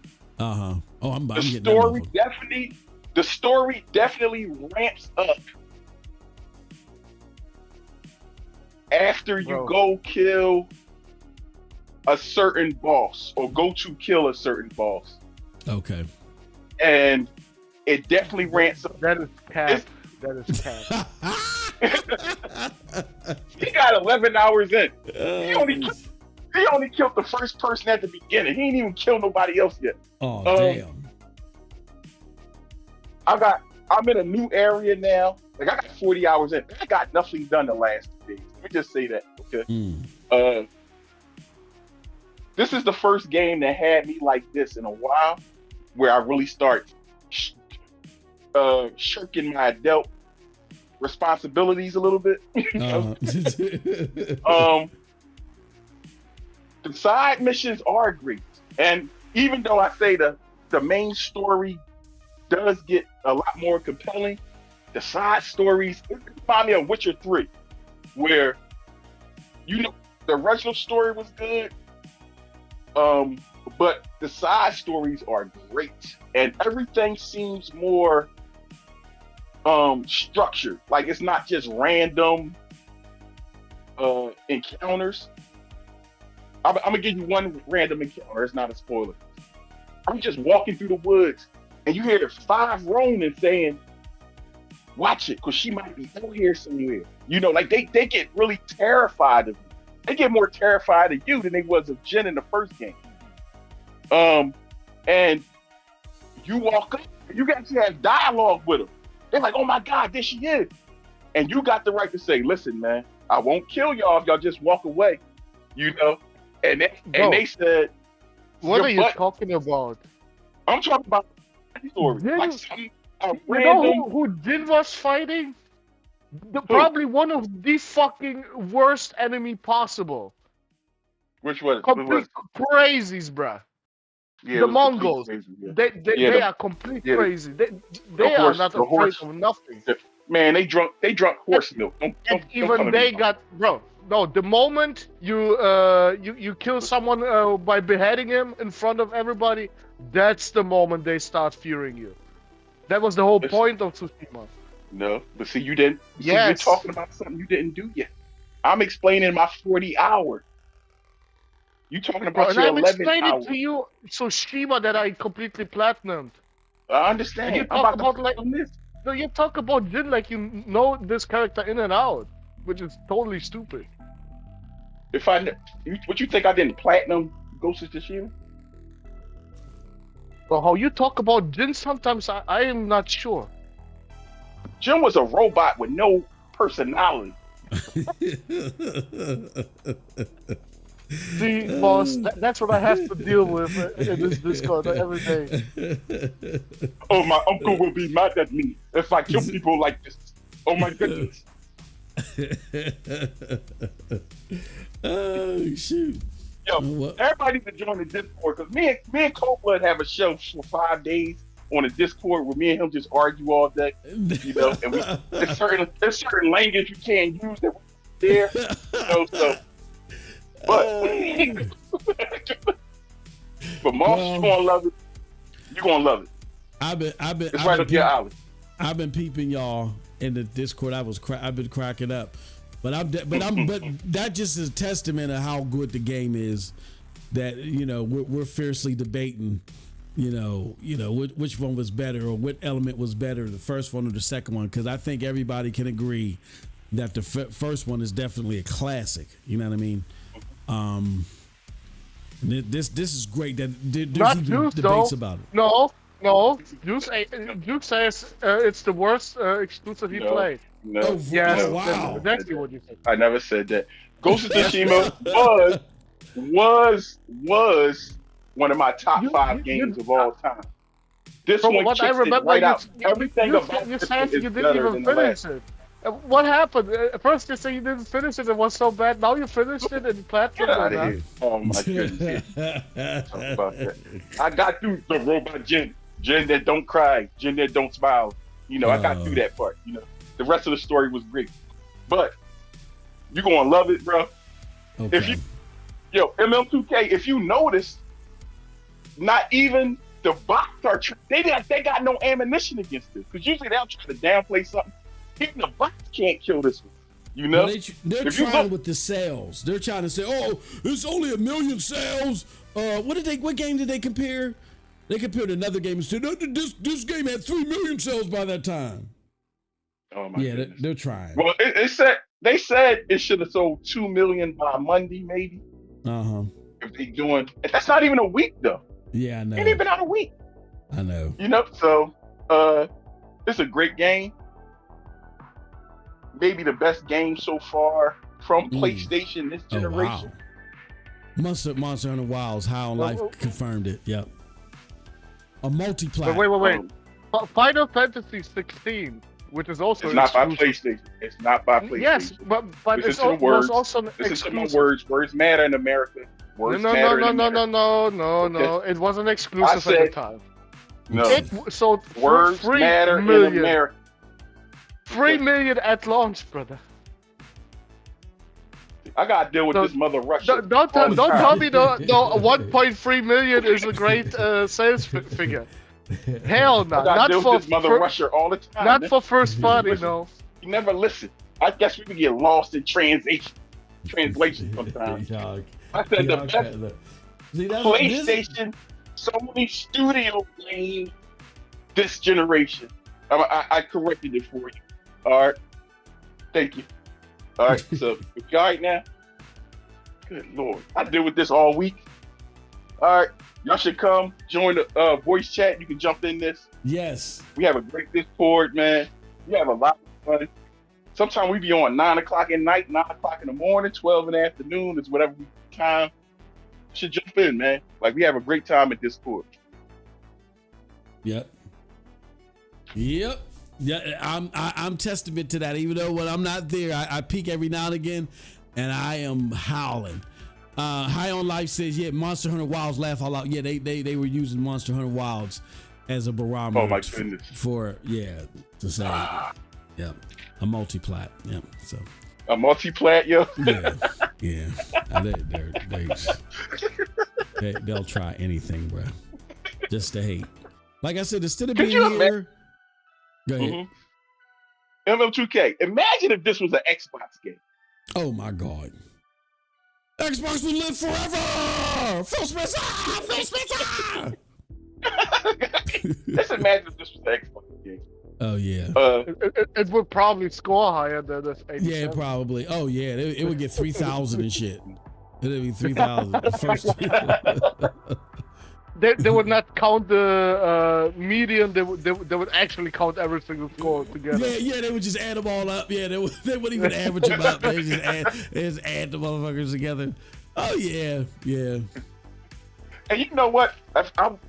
Me and Cold Blood was going through the Metacritic the first day, and a lot of them gave us 6 and 7. Said the side quest was the worst part. I'm starting to wonder if they even played it. Probably not. I'm telling you, these mugs nowadays, man, they're not playing these games. They're too busy trying to make content or do others. You know, like, you got to think about it this way. A lot of these publications, like IGN or whatever, and they kind of expose themselves because they talk about this. They are tasked with making content now for their publication. So they got like a lot of shit they got to do. They don't have time to play these games. So they just skim through them. You know what I mean? I wouldn't be surprised if they are now fucking, they got other people playing for them. Like how they were accusing Phil Spencer of people was playing, to get his gamer score up and shit. But yeah, it's crazy. So I wouldn't be surprised, man. I wouldn't be surprised. Or it don't match what I played, Like if you're tired of open world games, it don't matter what open world game it is. You're gonna be tired. You're tired of going from. They do the same. Everybody do the Ubisoft thing, but they a little bit more creative with it though. But if you're tired of that, then you're tired of that. I saw an article from IGN, and it said, "I'm tired of Sony's stories," and they had God of War, this, and Horizon. Those stories got nothing to do with each other. They are totally 3 different stories. I think the argument they were trying to make was, we're tired of revenge stories, right? Yeah. Well, you're not tired of them anywhere else except for PlayStation. And every single game that PlayStation puts out is not a revenge story. How the fuck is Horizon Zero Dawn a revenge story? That's a story about discovery. What are they even talking about? Astrobot is a revenge story? God of War not a revenge story. What's God of War? It's a revenge story. How is that? It's crazy. It's crazy how the last revenge story they did was Last of Us. Last of Us 2. Not even the first one, just the second one. Yeah. Brother, you know what IGN wants? Just watch the PC game show. I am telling you, this is exactly what IGN wants. A fucking indie fest, brother. Yeah. Of dog shit ass games. And one gem. Yeah. And they all gonna be like jerking off to that one gem, like, oh, it's the best game ever. 10 out of 10. Just so they can, just because it'll be easier for them to finish those games. Yeah, I know. It says, why don't they just do an initial review instead? Because people won't pay attention to it. Social joins. They want people. Nobody is gonna give a fuck if you don't actually give a score, but then say, "Oh, my first impression would be a 7." Like, who gives a damn? Yeah. They want that click. And that's why they're doing it. I think that's why they're making this story. They're making things like that. They know we're going to react to it. Like, what the fuck are you talking about? And that's why I say gaming journalism is horrible. Bro, the dude that wrote this article gave Black Ops 6 a 9. Black Ops 6. Yo, he told me that. Are you fucking crazy? Yeah. You are tired of PlayStation exclusives, but you love Call of Duty? Your bias is showing very hard right now. Yep. Yuppers. Oh, wow. All right, and I got a PSA, because I didn't get a chance. Wait, 1 second. I got to talk to the Xbox real quick. 1 second. All this is your fault. You claimed you loved the company, and then you cheated them for 4 to 5 years with dollar schemes. Y'all put things on YouTube to teach people how to gag the company you so-called love. And I got 24 months for $24 and all this nonsense. This is your fault. What you thought Xbox was going to keep eating that for y'all? Is that what you thought? They're not going to do that. Nobody would do that. So sit on it and spend, because this is your fault. The thing you love is going away because you cheated it for 3 to 4 years. No matter how many billions they put into it, you still wouldn't even pay. You wouldn't even pay the $15 or $20, let alone the $30. And then I don't even think y'all mad that it's $30. I think y'all mad because they took all them little perks away, so you can't cheat the system no more because you didn't pay the $20. You're not mad about the extra $10. Bye. I'm good now. I just had to listen to this. Yeah, I mean, I agree with that, and I remember saying something similar to that a while ago. Like, all y'all wanted to do, y'all weren't like, they don't play any games. Like, there's only one Xbox gamer that I see constantly playing games. Well, two. Kids Move is one, and I'll leave the other one unnamed. But there's only like 2 Xbox gamers that I routinely see playing games, Xbox games out there regularly. Y'all don't play games. Y'all don't show why Game Pass is a deal. Y'all just want to sit there and whine and cry about it and come to here and fuss with us when you should be talking to the Xbox and Phil Spencer. So yeah, you're not doing, like, they built these parasocial relationships with y'all so y'all can show off the product, and y'all ain't showing off the product. So now nobody cares or knows about it, and so now it's being abandoned. So they had to go up and make $1,200 Xbox consoles and then regulate y'all to the cloud. Oh well, on you. No sympathy. And they lied to them. I'm not talking about Xbox to them. They lied to Phil Spencer and them. Oh, we want Final Fantasy. Give us Final Fantasy. Nobody buys it. Oh, we want this. We want this. Nobody buys it. Y'all tell them, and then they go make these deals, and then y'all don't support what y'all asked them to do. And that's a problem too. Y'all wasted billions. We wish Sony had the money that Microsoft had to just buy. You imagine? But they don't. And they figure out other ways. But y'all lied to Phil. Y'all lied to all these people. Y'all needed Final Fantasy. Y'all need this. Y'all just wanted it because it's on PlayStation that nobody buy. So when I heard that Final Fantasy was coming to there, I ain't buying that. Oh, they should have bought it here first. We're boycotting it. Yeah, exactly. That help. That's really going to help y'all get extra games, or more games, or anything else. They're silly, they're childish at times, and they also don't look at the big picture that this is a business. And how long you thought Microsoft was going to EPT y'all, man? You know, they're not going to keep giving y'all video game food stamps, man.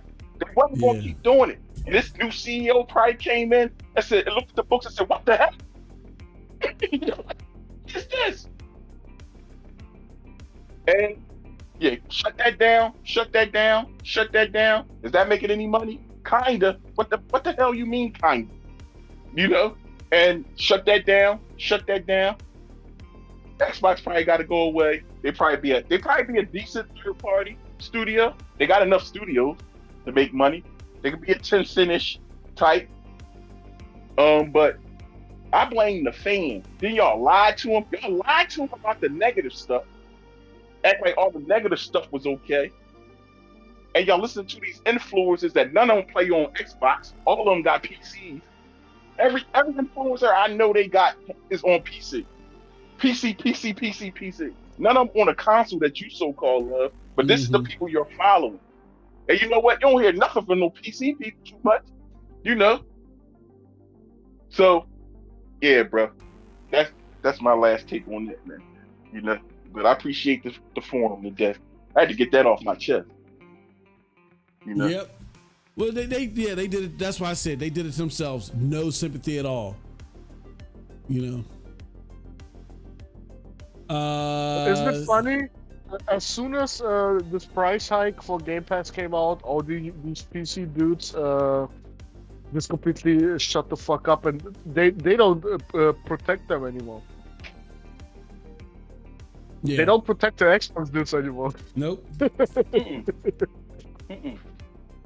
Nope. You know, you got kids Smooth about to sell his Xbox on the side of the road. All types of nonsense. I need a minute. Fuck out of here, man. Nobody. I ain't trying to hear that shit. Need a minute. So, all right, y'all. I can see this from the road. All right, brother. We gonna get out of here, y'all. Man. We appreciate everybody for coming through. Thank you for coming through, Juice. Thank you for Cold Blood. I got to get out of here. But yeah, we're gonna be keeping an eye on this. Like we said, these are rumors, but I'm not gonna shy away from it. I believe that these rumors are true, and I believe that there is a small possibility that if you make your voice stand out enough, that you might revert something. But I think in all likelihood, the only thing that you're gonna do is just delay it a little bit. You know, just like how I think the multi-plat plans were right around the corner until they were announced, and then they were probably delayed a little bit as well. So, but we'll see. With that said, appreciate everybody for coming through. Till next time, have a wonderful gaming day. Peace.